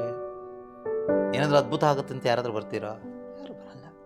ಯಾಕೆ ಅಂದರೆ ನೀವು ಕ್ರಿಸ್ತನಲ್ಲಿ ಇರೋದ್ರಿಂದ ನಿಮ್ಮ ಒಳಗಡೆ ಇರ್ತಕ್ಕಂಥ ಆ ಬಾರ್ನ್ ಅಗೇನ್ ಸ್ಪಿರಿಟ್, ಹೊಸ ಜನ್ಮ ಪಡೆದ ನೂತನ ಆತ್ಮ ಹಾಲಿಗಾಗಿ ಬಯಸ್ತಾ ಇರುತ್ತೆ. ತಾಯಿ ಹಾಲಿಗಾಗಿ ಮಗು ಬಯಸುವ ಹಾಗೆ ನನಗಿನ್ನೂ ಕುಡಿಲಿಕ್ಕೆ ಬೇಕು, ಇನ್ನೂ ಬೇಕು, ಇನ್ನೂ ಬೇಕು ಅಂತ ಅಶುದ್ಧವಾದ ದೇವರ ವಾಕ್ಯ ಎಂಬ ಆತ್ಮಿಕ ಹಾಲಿಗಾಗಿ ಬಯಸ್ತಾ ಇರುತ್ತೆ. ಆದರೆ ಮೊದಲು ನಾವು ಹೊಸ ಜನ್ಮ ಪಡಿಬೇಕು, ನೂತನ ಜನ್ಮ ಪಡಿಬೇಕು. ಈ ನೂತನ ಜನ್ಮ ಸಿಗೋದು ಪರಿಶುದ್ಧ ಆತ್ಮ ನಮ್ಮೊಳಗಡೆ ಬಂದಾಗ ಮಾತ್ರನೇ. ಪವಿತ್ರಾತ್ಮ ಇಲ್ಲದೇನೂ ಕ್ರಿಶ್ಚಿಯನ್ ಆಗ್ಬೋದೋ ಕೇಳಿದರೆ, ಇವತ್ತಿರೋರು 90% ಅವರೇನೆ. ಇವತ್ತಿರುವ ಕ್ರೈಸ್ತರು ಅಂತ ಯಾರನ್ನ ನಾವು ಕರಿತಾ ಇದ್ದೀವೋ, ಪವಿತ್ರಾತ್ಮ ಇಲ್ಲದ ಕ್ರೈಸ್ತರು. ಸ್ಟೀಫನ್ ಹೇಳಿದಾಗೆ ಕ್ರಿಶ್ಚಿಯನ್ನೇ, ಹುಟ್ಟು ಕ್ರೈಸ್ತರೇ. ಸಂಪ್ರದಾಯಗಳೆಲ್ಲ ಇದೆ, ಎಲ್ಲ ಆಚಾರ ವಿಚಾರಗಳು ಮಾಡ್ತಾ ಇದ್ದಾರೆ.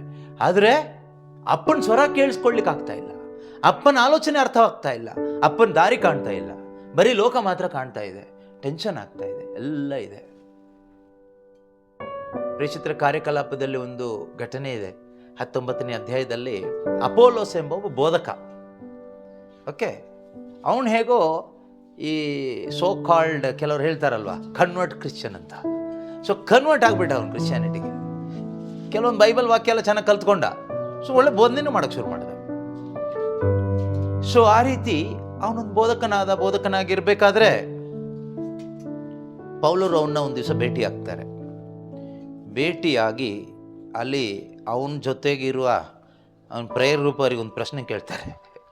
ಪ್ರೇಯರ್ ಗ್ರೂಪ್ ಲೀಡರ್ ಅವನೀಗ, ಆದರೆ ಯೇಸುನಲ್ಲಿ ಇನ್ನೂ ಬಂದಿಲ್ಲ.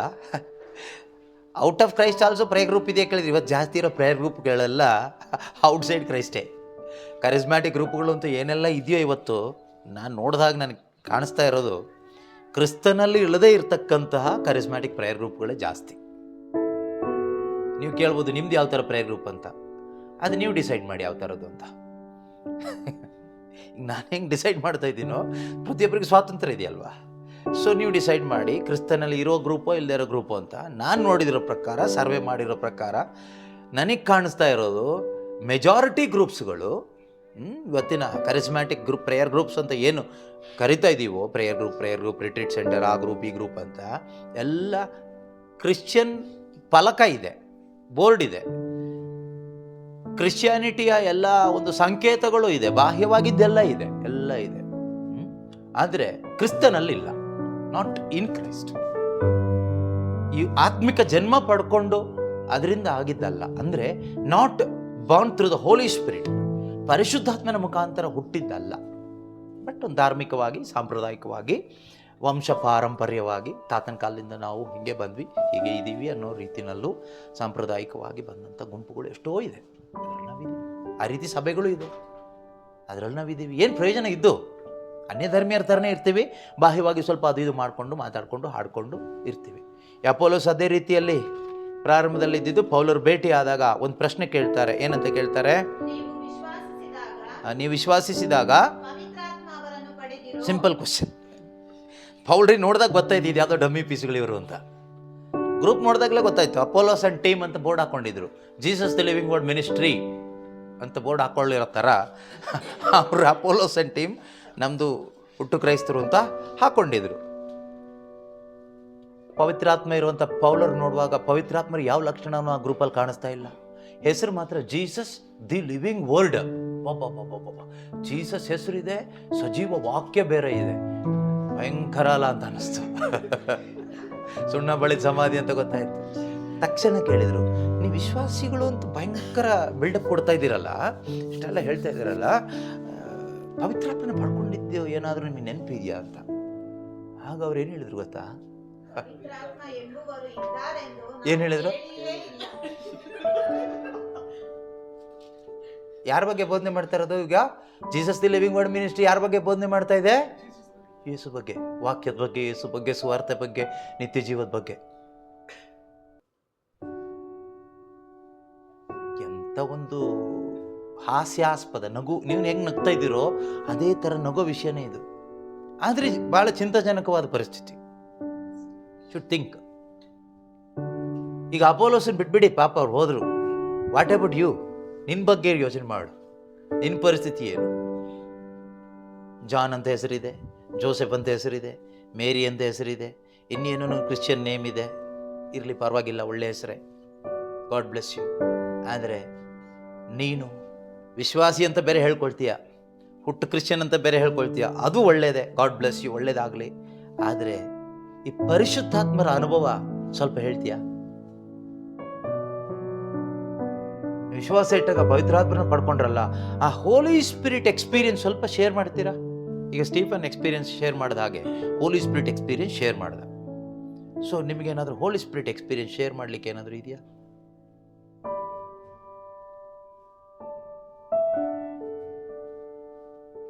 ಪವಿತ್ರಾತ್ಮರ ಬಗ್ಗೆ ಹಾಡು ಹೇಳ್ತೀರಾ ಅಂತೆಲ್ಲ ಕೇಳಿದ್ದು. ಹಾಡು ಯಾರು ಹೇಳ್ಬೋದು, ಕತ್ತೆಗೂ ಕಲಿಸಿದ್ರೆ ಅದು ಹೇಳುತ್ತೆ, ಗಿಳಿಗೆ ಕಲಿಸಿದ್ರೆ ಅದು ಹೇಳುತ್ತೆ. ಪವಿತ್ರಾತ್ಮರ ನೀವು ಪಡ್ಕೊಂಡಿದ್ದೀರಾ ಅಂತ ಕೇಳಿದ್ರೆ, ಹೌದೌದು, ಪವಿತ್ರಾತ್ಮನ ಪಡ್ಕೊಂಡ ಮೇಲೆ ನನಗೆ ಇದು ಗೊತ್ತಾಯಿತು, ಅದು ಗೊತ್ತಾಯಿತು, ಹಾಗಾಯಿತು, ಹೀಗಾಯಿತು ಅಂತ ಹೇಳಲಿಕ್ಕೆ ಏನಾದರೂ ಇದೆಯಾ ಅಂತ.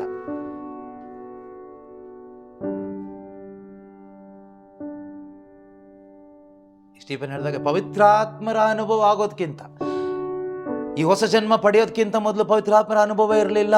ಲೋಕದ ರೀತಿ ನೀತಿಗಳನ್ನ ಹಿಂಬಾಲಿಸಿ ಬದುಕ್ತಾ ಇದ್ದೆ. ಯಾವಾಗ ಪವಿತ್ರಾತ್ಮರ ಅನುಭವ ಬಂತೋ ಆಗ ನನಗೆ ದೇವರ ರೀತಿ ನೀತಿಗಳು ಏನು ಅಂತ ಅರ್ಥ ಆಯಿತು.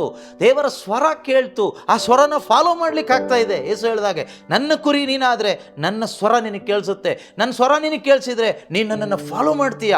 ಅದ್ರ ಪ್ರತಿಫಲ ಏನು? ನಿತ್ಯ ಜೀವ. ಆ ನಿತ್ಯ ಜೀವದ ಅನುಭವ ಪ್ರತಿದಿನ ಆಗುತ್ತೆ. ನಿಮಗೆ ಪ್ರತಿದಿನ ಪವಿತ್ರಾತ್ಮ ಇರುವ ಕ್ರೈಸ್ತರಾಗಿ ನಿತ್ಯ ಜೀವದ ಅನುಭವ ಸಿಗ್ತಾ ಇದೆಯಾ? ಟೆನ್ಷನ್ ಆಗ್ತಾ ಇದೆಯಾ? ನೆಮ್ಮದಿ ಹಾಳಾಗ್ತಾ ಇದೆಯಾ? ಭಯ ಆಗ್ತಾ ಇದೆಯಾ? ದಿನದಿಂದ ದಿನಕ್ಕೆ ನಮ್ಮಲ್ಲಿ ಇನ್ನೂ ನಾನು ಶುದ್ಧನಾಗಬೇಕು, ಇನ್ನೂ ಶುದ್ಧಳಾಗಬೇಕು, ಇನ್ನೂ ನಾನು ವಿಶ್ವಾಸದಲ್ಲಿ ಬಲಗೊಳ್ಬೇಕು, ಇನ್ನೂ ನಾನು ಹೆಚ್ಚಾಗಿ ಕ್ಷಮಿಸಲಿಕ್ಕೆ, ಪ್ರೀತಿಸಲಿಕ್ಕೆ, ಹೆಚ್ಚಾಗಿ ಪ್ರಾರ್ಥಿಸಲಿಕ್ಕೆ, ಆತ್ಮದಿಂದ ಸತ್ಯದಿಂದ ತ್ರೇಯಕ ದೇವರನ್ನ ಆರಾಧನೆ ಮಾಡಲಿಕ್ಕೆ, ಇನ್ನೂ ಹೆಚ್ಚು ಸುವಾರ್ತೆ ಸಾರಲಿಕ್ಕೆ, ಇನ್ನೂ ಹೆಚ್ಚು ಯೇಸುವಿನ ವಾಕ್ಯ ಕಲೀಲಿಕ್ಕೆ ಆಗಬೇಕು ಅನ್ನೋ ಭಾರ, ತವಕ, ದಾಹ ಹೆಚ್ಚಾಗ್ತಾ ಇದೆಯಾ? ಅಥವಾ ಇನ್ನೂ ಹೆಚ್ಚು ದುಡಿಬೇಕು, ಇನ್ನೂ ಹೆಚ್ಚು ತಿನ್ನಬೇಕು, ಇನ್ನೂ ಹೆಚ್ಚು ಕುಡಿಬೇಕು, ಇನ್ನೂ ದೊಡ್ಡ ಮನೆ ಕಟ್ಟಬೇಕು, ಇನ್ನೂ ಮಜಾ ಮಾಡಬೇಕು, ಇನ್ನೂ ನಮ್ಮದಲ್ಲದೆ ನಮ್ಮ ವಂಶಕ್ಕೂ ಸ್ವಲ್ಪ ಮಕ್ಕಳಿಗಿಡಬೇಕು, ಅದಾದಮೇಲೆ ಮೊಮ್ಮಕ್ಕಳಿಗಿಡಬೇಕು, ಅದಾದಮೇಲೆ ಸತ್ತೋಗ್ಬೇಕು, ಒಳ್ಳೆ ಸಾಯಬೇಕು, ಕಾಯಿಲೆ ಇಲ್ಲದೆ ಸಾಯಬೇಕು, ಇದೇ ಆಸೆನಾ? ಅಥವಾ ನಮ್ಮ ಆಸೆ ಏನಾದರೂ ಇನ್ನೂ ಹೆಚ್ಚಾಗಿ ಯೇಸುವನ್ನು ತಿಳ್ಕೋಬೇಕು, ಇನ್ನೂ ಹೆಚ್ಚಾಗಿ ವಿಶ್ವಾಸದಲ್ಲಿ ಬಲಗೊಳ್ಳಬೇಕು, ಇನ್ನೂ ಹೆಚ್ಚಾಗಿ ನಾನು ವಿಶ್ವಾಸದಲ್ಲಿ ದೃಢವಾಗಿ ನಿಂತು ಸೈತಾನನ ಕಾರ್ಯಗಳನ್ನ ಲಯ ಮಾಡಿ ಅದನ್ನು ಎದುರಿಸಿ ಗೆಲ್ಲಬೇಕು, ಆ ರೀತಿ ಜಯಭರಿತ ಜೀವನ ಜೀವಿಸಬೇಕು, ಈ ಆಸೆ ಇದೆಯಾ ನಮ್ಮಲ್ಲಿ? ಯಾವ ಆಸೆ ಇದೆ? ಬೇಜಾರನ್ನು ಮಾಡ್ಕೋಬೇಡಿ. ಯಾರು ಬೇಜಾರು ಮಾಡ್ಕೊಳ್ಳೋದ್ರಲ್ಲಿ ಏನೂ ಇಲ್ಲ. ಸತ್ಯ ತಿಳ್ಕೊಳ್ಳಿ, ಸತ್ಯ ನಿಮಗೆ ಸ್ವಾತಂತ್ರ್ಯ ಕೊಡುತ್ತೆ. ಯಾಕೆ ಅಂದರೆ ಒಂದೊಂದು ಮನೆಗೂ ಒಂದೊಂದು ಊರಿಗೂ ದೇವರು ನಮ್ಮನ್ನು ಕರ್ಕೊಂಡು ಹೋಗ್ತಾ ಇದ್ದಾರೆ ಅಂದರೆ ಆ ಊರಿನ ಜನರನ್ನು, ಆ ಕುಟುಂಬದವ್ರನ್ನ ದೇವರು ಪ್ರೀತಿ ಮಾಡೋದ್ರಿಂದಾನೆ, ಬೇರೆ ಯಾವುದು ಉದ್ದೇಶ ಇಲ್ಲ. ಅವರ ಆತ್ಮರಕ್ಷಣೆ ಆಗಬೇಕು ಅನ್ನೋದೇ ದೇವರ ಉದ್ದೇಶ. ಎಲ್ಲ ಮಾನವರು ಸತ್ಯವನ್ನು ಅರಿತು ಜೀವೋದ್ಧಾರ ಪಡ್ಕೋಬೇಕು ಎಂಬುದೇ ದೇವರ ಉದ್ದೇಶ. ದೇವರು ಯೇಸು ಕ್ರಿಸ್ತನ್ನ ಕಳಿಸಿಕೊಟ್ಟ ಉದ್ದೇಶ ಕೂಡ ಅಷ್ಟೇ. ಎಲ್ಲರೂ ಪುತ್ರನಲ್ಲಿ ವಿಶ್ವಾಸ ಇಟ್ಟು ನಿತ್ಯ ಜೀವ ಪಡ್ಕೋಬೇಕು. That is the ultimate intention of god. ಬೇರೆ ಏನೂ ಅಲ್ಲ. ಆ ಉದ್ದೇಶಕ್ಕೋಸ್ಕರನೇ ಹೇಳ್ತಾ ಇರೋದು ವಿನಃ ಬೇರೆ ಯಾವುದು ಉದ್ದೇಶ ಇಲ್ಲ. ಬೇರೆ ಯಾವ ಉದ್ದೇಶನೂ ಇಲ್ಲ. ನೀವು ಸರಿ ಇಲ್ಲ ಅಂತನೋ, ನಾವು ಸರಿ ಇದ್ದೀವಿ ಅಂತನೋ, ಅಥವಾ ಅವ್ರು ಸರಿ ಇಲ್ಲ ಅಂತನೋ, ನಾವು ಸರಿ ಇದ್ದೀವಿ ಅಂತನೋ, ಅವ್ರಿಗಿಂತ ನಾವು ಉತ್ತಮ ಅಂತನೋ, ಇದು ಯಾವುದೂ ಇಲ್ಲ. ಇದೆಲ್ಲ ಮಾನಸಿಕವಾದದ್ದಷ್ಟೇ, ಪೈಶಾಚಿಕವಾದದ್ದು. ಆ ರೀತಿಯಲ್ಲಿ ಹೇಳೋದಾದರೆ ಉದ್ದೇಶ ಇಷ್ಟೇ, ನಾನು ನೀವು ಪ್ರತಿಯೊಬ್ಬರು ಸತ್ಯವನ್ನು ತಿಳ್ಕೊಂಡು ಆ ಸತ್ಯದಲ್ಲಿ ಬಲಗೊಂಡು ಆ ಸತ್ಯಕ್ಕೆ ಸಾಕ್ಷಿಯಾಗಿ ಬದುಕಬೇಕು. ಯೆಶಾಯ ಪ್ರವಾದಿ ಪುಸ್ತಕ 43:10 ಈ ಇಸ್ರಾಯೇಲ್ ಜನರ ಕುರಿತು ದೇವರು ಸೃಷ್ಟಿಸಿ ದೇವರು ರೂಪಿಸಿದ ಆ ಇಸ್ರಾಯೇಲ್ ಜನ ದೇವರಿಗೋಸ್ಕರ ಅವ್ರ ಮಹಿಮೆಗೋಸ್ಕರ ಅಂತ ಅವ್ರು ಹೇಳ್ತಾರೆ. ವಾಕ್ಯ 7 ಇದೆ ನೋಡಿ, 7 ಮತ್ತು 10 ಓದೋಣ ಬೇಕಾದ್ರೆ. ತುಂಬ ಚೆನ್ನಾಗಿದೆ ವಾಕ್ಯ. ಕರೆತರುವೆ ಈ ಪರಿ ನನ್ನ ನಾಮಧಾರಿಗಳೆಲ್ಲರನ್ನು ನನ್ನ ಮಹಿಮೆಗಾಗಿ ನಾನು ಸೃಷ್ಟಿಸಿ ರೂಪಿಸಿದವರನ್ನು. ನೋಡಿ ಎಷ್ಟು ಚೆನ್ನಾಗಿದೆ ದೇವರು ವಾಕ್ಯ. ನನ್ನ ಮಹಿಮೆಗಾಗಿ ನಾನು ಸೃಷ್ಟಿಸಿ ನಾನು ಇವರಿಗೊಂದು ರೂಪ ಕೊಟ್ಟಿದ್ದು. ಇವರಿಗೆ ರೂಪನೇ ಇರಲಿಲ್ಲ, ಕುರೂಪಿಗಳಾಗಿದ್ದರು. ಆದರೆ ನಾನು ಇವ್ರನ್ನ ಸೃಷ್ಟಿ ಮಾಡಿ ಇವರಿಗೆ ಒಂದು ರೂಪ ಕೊಟ್ಟೆ, ನನ್ನದೇ ರೂಪ ಕೊಟ್ಟೆ, ದೈವತ್ವವನ್ನು ಕೊಟ್ಟೆ. ಯಾರ ಬಗ್ಗೆ ಹೇಳ್ತಾ ಇದ್ದಾರೆ? ಇದು ಇಸ್ರಾಯೇಲ್ ಜನರ ಬಗ್ಗೆ ಹೇಳ್ತಾ ಇರೋದು. ಯೆಶಾಯ ಪ್ರವಾದಿ ಪುಸ್ತಕದಲ್ಲಿ 43ನೇ ಅಧ್ಯಾಯ ಅಲ್ವಾ?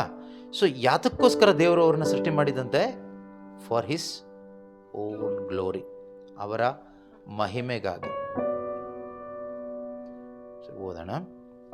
Every one who is called by my name, whom I created for my glory, whom I formed and made. ನೋಡಿ ಎಷ್ಟು ಚೆನ್ನಾಗಿ ದೇವರು ಹೇಳ್ತಿದ್ದಾರೆ. ನಾನು ಅವ್ರನ್ನ ಸೃಷ್ಟಿಸಿದ್ದು, ನಾನು ಅವ್ರನ್ನ ರೂಪಿಸಿದ್ದು ಫಾರ್ ಮೈ ಗ್ಲೋರಿ, ನನ್ನ ಮಹಿಮೆಗಾಗಿ. ಹಾಗಾದ್ರೆ ಒಂದು ಕ್ರೈಸ್ತ ವಿಶ್ವಾಸಿ ಅಂತ ನಮ್ಮನ್ನು ಕರೆಯುವಾಗ ಕ್ರೈಸ್ತ ವಿಶ್ವಾಸಿ ಉದ್ದೇಶ ಏನು? ದೇವರ ಮಹಿಮೆಗಾಗಿ. You are for what? ನೀನು ಯಾಕಿದೆಯಾ? ದೇವರ ಮಹಿಮೆಗಾಗಿ ಅಷ್ಟೇ. ಒಂದೇ ಉತ್ತರ. ಯಾಕೆ? ದೇವರ ಮಹಿಮೆಗಾಗಿ. ಈಗ ದೇವರ ಮಹಿಮೆಗಾಗಿ ನಾನು ಬದುಕಬೇಕಾದ್ರೆ ಏನು ಮಾಡಬೇಕು? ಅದು 10ನೇ ವಾಕ್ಯ ಹೇಳುತ್ತೆ ನಮಗೆ. ಏನಂತ ಹೇಳುತ್ತೆ? ನೀವೇ ನನಗೆ ದೇವ್ರ ಮಹಿಮೆ ಪಡಿಸ್ಬೇಕಂದ್ರೆ ನಮ್ಮ ಜೀವನ ಸಾಕ್ಷಿ ಆಗಬೇಕು. ನಮ್ಮ ಜೀವನ ಸಾಕ್ಷಿ ಆಗಬೇಕು. ಯಾವುದಕ್ಕೆ ಸಾಕ್ಷಿ ಆಗಬೇಕು? ಯೇಸು ಕ್ರಿಸ್ತನಿಗೆ ಸಾಕ್ಷಿ ಆಗಬೇಕು. ನಮ್ಮ ತಾತಂಗ ಅಜ್ಜಂಗ ಅಲ್ಲ ಸಾಕ್ಷಿ ಆಗಬೇಕಾಗಿರೋದು. ಕೆಲವರು ಹೇಳ್ತಾರಲ್ಲ, ಇವ್ರ ತಾತನ ಥರನೇ, ಇವ್ರ ಅಜ್ಜನ ಥರನೇ, ಇವ್ರ ಅಪ್ಪನ ಥರನೇ, ಇವ್ರ ಫ್ಯಾಮಿಲಿ ಹೀಗೇನೆ ಅಂತ. No no no no. ತಾತಂಗೋ ಅಜ್ಜಿಗೋ ಅಪ್ಪಂಗೋ ಫ್ಯಾಮಿಲಿಗೋ ಯಾರಿಗೋ ಅಲ್ಲ ನಾವು ಸಾಕ್ಷಿಗಳಾಗಬೇಕಾಗಿರೋದು. We should witness our Father. ನಮ್ಮ ತಂದೆಗೆ ಸಾಕ್ಷಿ ಆಗಬೇಕು. ನಮ್ಮ ತಂದೆ ಯಾರು ಅಂದರೆ ದೇವರು. ದೇವರು ನಮ್ಮ ತಂದೆ. ನಮ್ಮ ಪ್ರಭು, ನಮ್ಮ ಯಜಮಾನ ಯಾರು? ಯೇಸು ಪ್ರಭು. ಅವರಿಗೆ ನಾವು ಸಾಕ್ಷಿ ಆಗಬೇಕು. ಅವ್ರಿಗೆ ಸಾಕ್ಷಿ ಆಗಲಿಕ್ಕೆ ಅವ್ರು ನಮ್ಮನ್ನ ಸೃಷ್ಟಿ ಮಾಡಿದ್ರು. You are my witness says the Lord. ಮತ್ತೆ ನನ್ನಿಂದ ಆಯ್ಕೆಯಾದ ನನ್ನ 2 ವಾಕ್ಯ ಹೇಳ್ತೀವಿ. ಒಂದು, you are my witness. 2, you are my servant. 3ನೇದು, ಹೂಮ್ ಐ ಹ್ಯಾವ್ ಚೋಸನ್. ನಾವು ಆಯ್ಕೆಯಾದವರು ಸಾಕ್ಷಿಗಳಾಗಿ ಬದುಕಲಿಕ್ಕೆ, ಆಯ್ಕೆಯಾದವರು ಸೇವಕರಾಗಿ ಬದುಕಲಿಕ್ಕೆ. ಯಾರಿಗೆ ಸೇವೆ ಮಾಡಬೇಕು? ಈ ಭೂಮಿಯಲ್ಲಿ ಬದುಕುವ ಪ್ರತಿಯೊಬ್ಬ ಮನುಷ್ಯನು 2 ವ್ಯಕ್ತಿಗಳಿಗೆ ಸೇವೆ ಮಾಡಬಹುದು. ಒಂದು, ದೇವರಿಗೆ ಸೇವೆ ಮಾಡ್ಬೋದು, ಅಥವಾ ಸೈತಾನಿಗೆ ಸೇವೆ ಮಾಡ್ಬೋದು. ದೇವರು ಬಯಸೋದು ದೇವರು ಸೃಷ್ಟಿ ಮಾಡಿದ ಪ್ರತಿಯೊಬ್ಬ ಮನುಷ್ಯನು ಮತ್ತು ಸೃಷ್ಟಿ ಪ್ರಪಂಚದಲ್ಲಿ ಏನೆಲ್ಲ ದೇವರು ಕ್ರಿಯೇಟ್ ಮಾಡಿದಾರಲ್ವಾ, ಸೂರ್ಯ ಚಂದ್ರ ನಕ್ಷತ್ರ ಗಿಡ ಮರ ಪ್ರಾಣಿ ಪಕ್ಷಿ ಪ್ರತಿಯೊಂದು ದೇವರಿಗೆ ಸೇವೆ ಮಾಡಬೇಕು. ಅಂದರೆ ದೇವರಿಗೆ ಇಚ್ಛೆ ಪ್ರಕಾರ ಅವುಗಳು ಕೆಲಸ ಮಾಡಬೇಕು ಅನ್ನೋದು ದೇವರು ಸೃಷ್ಟಿ ಮಾಡಿರೋದು, ಸ್ವಂತ ಇಚ್ಛೆ ಪ್ರಕಾರ ಅಲ್ಲ. ಆದರೆ ಅದರಲ್ಲಿ ದೇವರು ಸೇವೆ ಮಾಡದೇ ಇರುವ ಒಂದೇ ಒಂದು ಜೀವಿ ಅಂದರೆ ಮನುಷ್ಯ ಮಾತ್ರನೇ. ನಾಯಿ ಆಗಿನೇ ಇದೆ ಇವತ್ತಿನ ತನಕ, ಕೋತಿಯಾಗಿನೇ ಇದೆ, ಹಾವಾಗಿನೇ ಇದೆ, ಚೇಳಾಗಿನೇ ಇದೆ, ಹಸು ಆಗಿನೇ ಇದೆ, ಬೆಕ್ಕಾಗಿನೇ ಇದೆ. ಸೂರ್ಯ ಬೆಳಕೆ ಕೊಡ್ತೆ, ಕತ್ಲೆ ಏನು ಕೊಟ್ಟಿಲ್ಲ. ಚಂದ್ರನಾಗಿನೇ ಇದೆ. ಹೇಳಿದೆ ನೀನು ಆ ಬೆಳಕು ತಗೋ, ಬೆಳಕು ಕೊಡುತ್ತ. ಭೂಮಿ ಸುತ್ತಾನೇ ಇದೆ. ಗಿಡ ಮರ ಪ್ರತಿಯೊಂದು ನೆಲ ಗಿಡಗಳನ್ನ ಪ್ರೊಡ್ಯೂಸ್ ಮಾಡ್ತಾ ಇದೆ. ಸೀಸನ್ ಬೇಸಿಗೆ ಕಾಲ, ಮಳೆಗಾಲ, ಚಳಿಗಾಲ ಕರೆಕ್ಟಾಗಿದೆ. ಪ್ರಕೃತಿ ಕೂಡ ಇವತ್ತಿಗೆ ದೇವರ ಸೇವೆ ಮಾಡ್ತಾ ಇದೆ. ಪ್ರಾಣಿಗಳು ದೇವರ ಸೇವೆ ಮಾಡ್ತಾ ಇದೆ. ಇನ್ನು ದೇವರ ಸೇವೆ ಮಾಡದೆ ಎಲ್ಲ ಥರದಲ್ಲೂ ಹಾಳು ಮಾಡ್ಕೊಂಡು ಬಂದಿರೋದಂದ್ರೆ ಮನುಷ್ಯ ಒಂದೇನೆ. ನೀವು ಕಾರಣ ಏನು ಅಂತ ಕೇಳ್ಬೋದು. ದೇವ್ರ ಮನುಷ್ಯಂಗೆ ಸ್ವಾತಂತ್ರ್ಯ ಕೊಟ್ಟರು, ಫ್ರೀಡಮ್ ಕೊಟ್ಟರು. ಯಾಕೆ ಫ್ರೀಡಮ್ ಕೊಟ್ಟರು ಅಂದರೆ, ಇವರು ಸ್ವತಂತ್ರವಾಗಿ ನನ್ನ ಸೇವಕರಾಗಲಿ, ಗುಲಾಮರಾಗಿ ನನ್ನ ಸೇವೆ ಮಾಡೋದು ಬೇಡ ಅಂತ, ಫ್ರೀಯಾಗಿ ನನ್ನ ಸೇವೆ ಮಾಡಲಿ ಅಂತ. That is out of love. ನೀವು ನಿಮ್ಮ ಮಕ್ಕಳಿಗೆ ಫ್ರೀಡಮು ಕೊಡ್ತೀರಿ, ಬಂಧಿಸಿನೂ ಇಡ್ತೀರಿ. ಎರಡು ಥರ ಮಾಡ್ಬೋದು, ಕಂಟ್ರೋಲ್ ಮಾಡ್ಬೋದು ಮಕ್ಕಳನ್ನ. ಫ್ರೀಡಮ್ ಕೊಟ್ಟು ಬಿಡ್ಬೋದು ಅಥವಾ ಬಂಧನದಲ್ಲಿ ಇರಿಸ್ಕೋಬೋದು. ಬಂಧನದಲ್ಲಿ ಇರಿಸೋದ್ರಿಂದ ಏನು ಪ್ರಯೋಜನ ಇಲ್ಲ. ಸ್ವತಂತ್ರ ಕೊಟ್ಟು ಬಿಟ್ಟರೆ ಪ್ರಯೋಜನ ಇದೆ.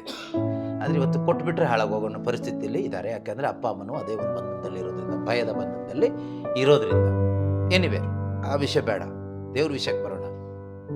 ಇಸ್ರಾಯೇಲ್ ಜನರಿಗೆ ದೇವರು ಸ್ವತಂತ್ರ ಕೊಟ್ಟು ದೇವರಿಗೆ ಸಾಕ್ಷಿಗಳಾಗಿ, ದೇವರ ಸೇವಕರಾಗಿ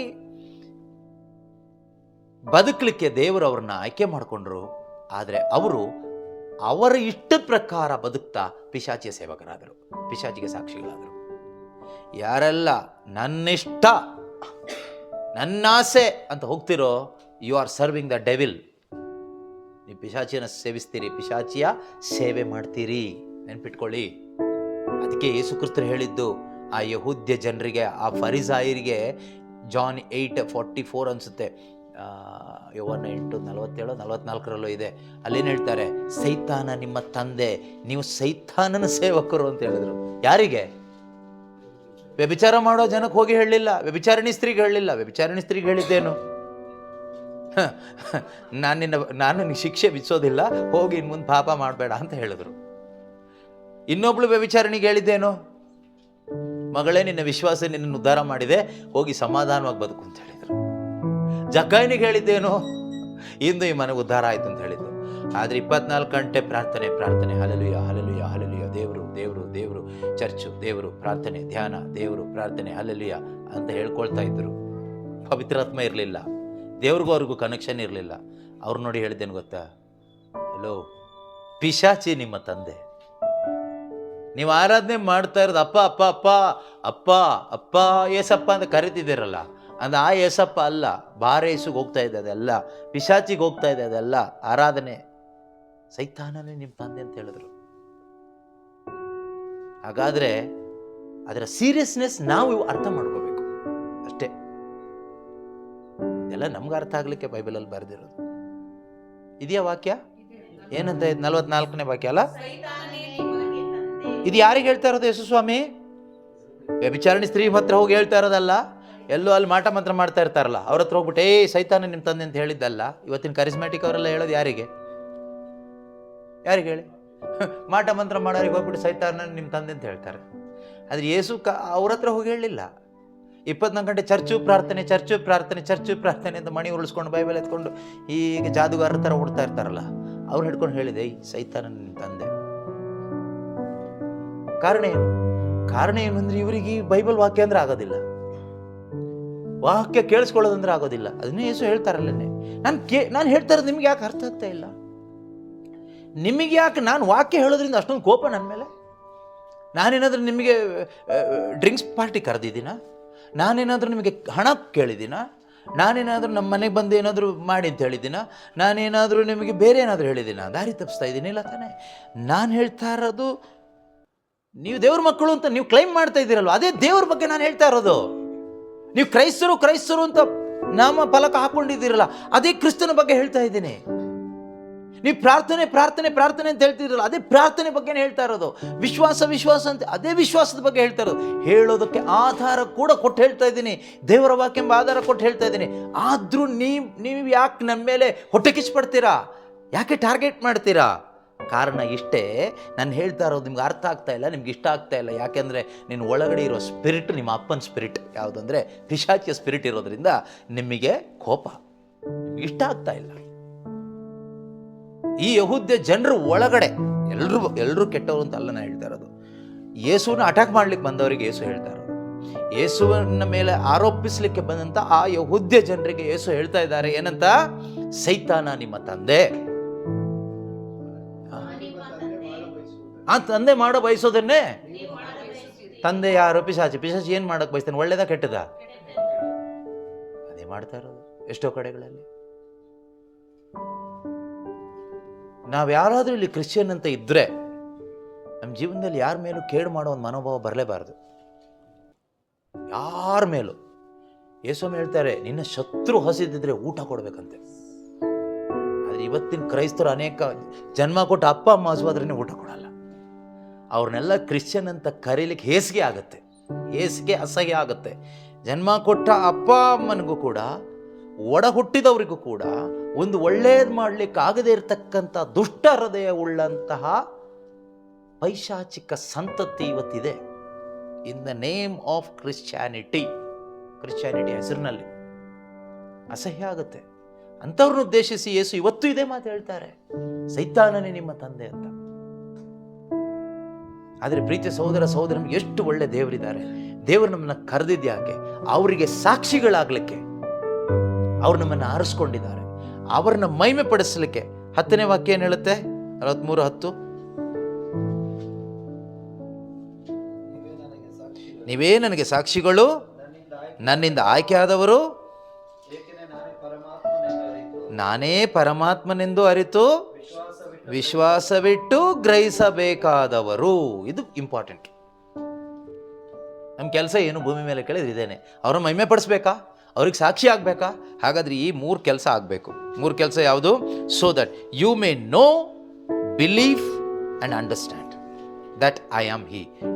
ಇರುವವನಾಗಿರುವಾತ ನಾನೇ, ನಾನಲ್ಲಿ ಇನ್ನೊಬ್ಬ ಇಲ್ಲ, ದೇವರು ನಾನೊಬ್ಬನೇ ಎಂದು. ನಾನೇ ಅಂದರೆ ಸೃಷ್ಟಿಕರ್ತನಾದ ದೇವರು, ತಂದೆಯಾದ ದೇವರು, ಪ್ರಭು ಯೇಸು ಕ್ರಿಸ್ತರು, ನಾನೊಬ್ಬನೇ ಎಂದು ನೀವು ಅರಿತುಕೊಳ್ಳಬೇಕು. ಫಸ್ಟ್ ಏನು? You may, so that you may know, know and believe first. ಈಗ ನನಗೆ ಈ ಮನೆಯಲ್ಲಿ ನೀವು ದೇವರ ವಾಕ್ಯ ಹೇಳಲಿಕ್ಕೆ ಬಿಡಬೇಕಾದ್ರೆ ಫಸ್ಟ್ ನೀವು ನನ್ನನ್ನು ಅರಿತಿರ್ಬೇಕು. ಏನಂತ ಅರಿತಿರ್ಬೇಕು? ಇವರು ಏನು ಏನು ಪ್ರಾರ್ಥನೆ ಮಾಡುವವರು ಅಂತ. ಓಕೆ, ಸಿಂಪಲ್ ಆಗಿ ತಗೊಳ್ಳೋಣ.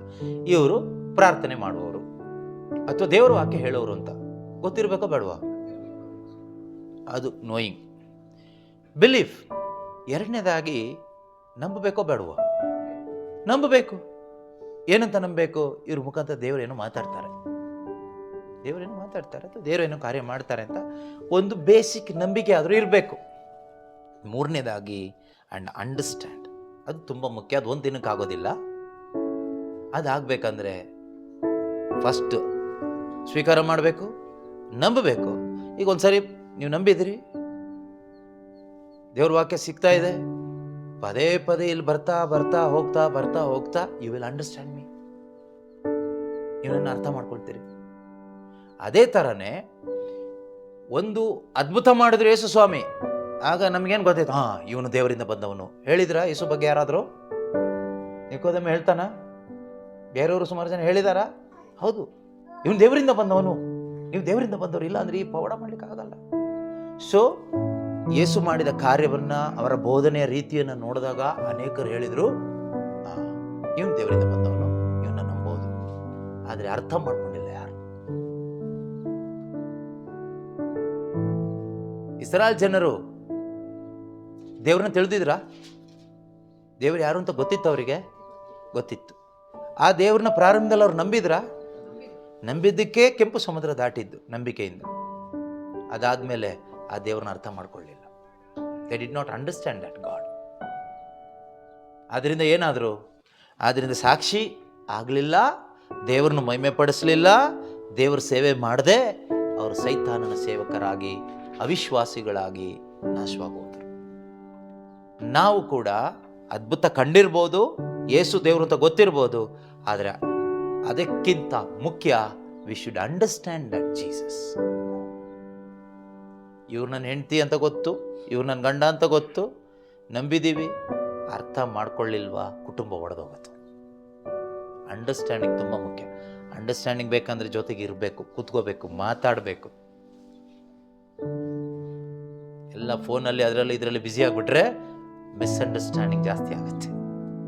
ಅದಕ್ಕೆ ದೇವ್ರನ್ನ ಅರ್ಥ ಮಾಡ್ಕೋಬೇಕಾದ್ರೆ ಕೂತ್ಕೋಬೇಕು. ಸ್ವಲ್ಪ ಫೋನೆಲ್ಲ ಸೈಡಿಗೆ ಇಟ್ಬಿಟ್ಟು, ಬಿಸ್ನೆಸ್ ಎಲ್ಲ ದೂರ ಬಿಸಾಡಿ, ಎಲ್ಲ ಮನುಷ್ಯರನ್ನು ದೂರ ಇಟ್ಬಿಟ್ಟು ಕೂತ್ಕೋಬೇಕು. ಬೈಬಲ್ ಜೊತೆಗೆ ಬೈಬಲ್ ಇಟ್ಕೊಂಡು ಕೂತ್ಕೋಬೇಕು ಪ್ರಾರ್ಥನೆಗೆ. ಆಗ you will understand your God, you will understand holy spirit, you will understand Jesus, you will understand eternal life. ನಿತ್ಯ ಜೀವ ಅರ್ಥ ಆಗುತ್ತೆ. ಯೇಸು ಅರ್ಥ ಆಗ್ತಾರೆ, ಪವಿತ್ರಾತ್ಮ ಅರ್ಥ ಆಗ್ತಾರೆ, ಸೃಷ್ಟಿಕರ್ತ ಅರ್ಥ ಆಗ್ತಾರೆ. ದೇವರಿಚ್ಛೆ ನಾವೆಲ್ಲರೂ ಅವರನ್ನ ಅರ್ಥ ಮಾಡಿಕೊಂಡು ಆ ನಿತ್ಯ ಜೀವ ಅನುಭವಿಸ್ತಾ ಬದುಕಬೇಕು ಅನ್ನೋದೇ ದೇವರಿಚ್ಛೆ. ಜಾನ್ 17:3 ಲಾಸ್ಟ್ ವಾಕ್ಯ ಸಾಕು. ಯೋಹಾನನ ಶುಭ ಸಂದೇಶ ಅಧ್ಯಾಯ 17 ವಾಕ್ಯ 3 ಏನು ಹೇಳುತ್ತೆ? ಏಕೈಕ ನಿಜ ದೇವರಾದ ನಿಮ್ಮನ್ನು ನೀವು ಕಳುಹಿಸಿಕೊಟ್ಟ ಯೇಸು ಕ್ರಿಸ್ತನನ್ನು. ನಿತ್ಯ ಜೀವ ಅಂದ್ರೆ ಏನು? ತುಂಬ ಸಿಂಪಲ್ ಆಯ್ತಾ? ಈ ಒಂದು ಯೇಸುವಿನ ಅರಿವಿನಲ್ಲಿ ಬದುಕೋದೇ ನಿತ್ಯ ಜೀವ. ಈ ಅಂಡರ್ಸ್ಟ್ಯಾಂಡಿಂಗಲ್ಲಿ ಕುಟುಂಬ ಜೀವನ ಅಂದ್ರೆ ಏನು? ಫ್ಯಾಮಿಲಿ ಲೈಫ್ ಅಂದ್ರೆ ಏನು? ಗಂಡ ಹೆಂಡತಿ ಪರಸ್ಪರ ಅಂಡರ್ಸ್ಟ್ಯಾಂಡಿಂಗ್ ಅಲ್ಲಿ ಬದುಕೋ ಜೀವನನೇ ಫ್ಯಾಮಿಲಿ ಲೈಫ್.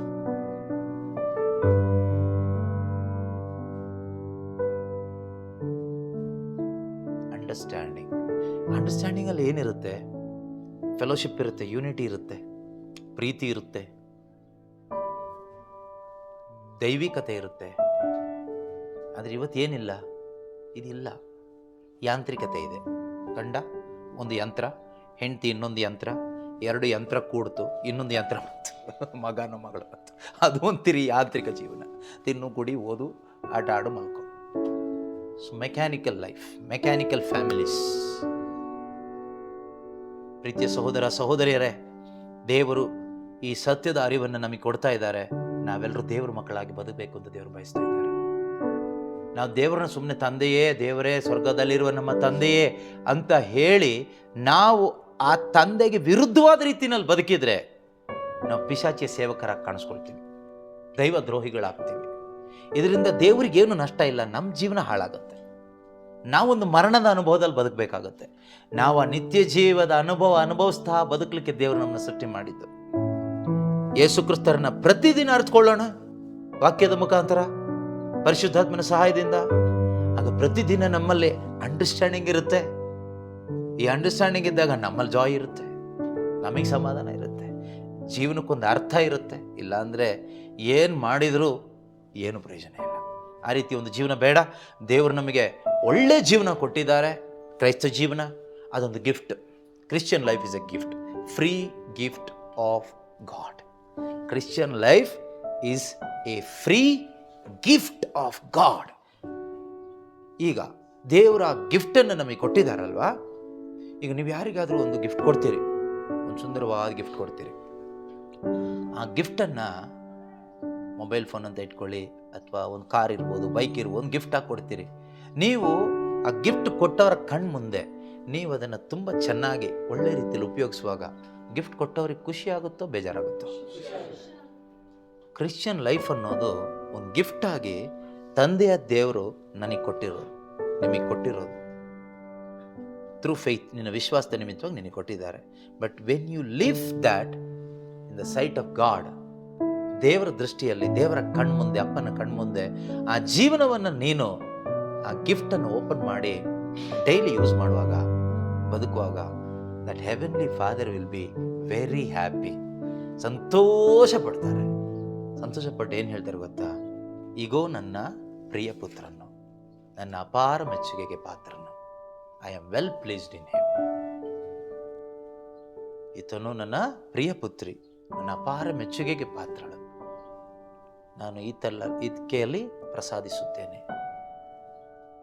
ಸಂತೋಷ ಪಡ್ತೇನೆ.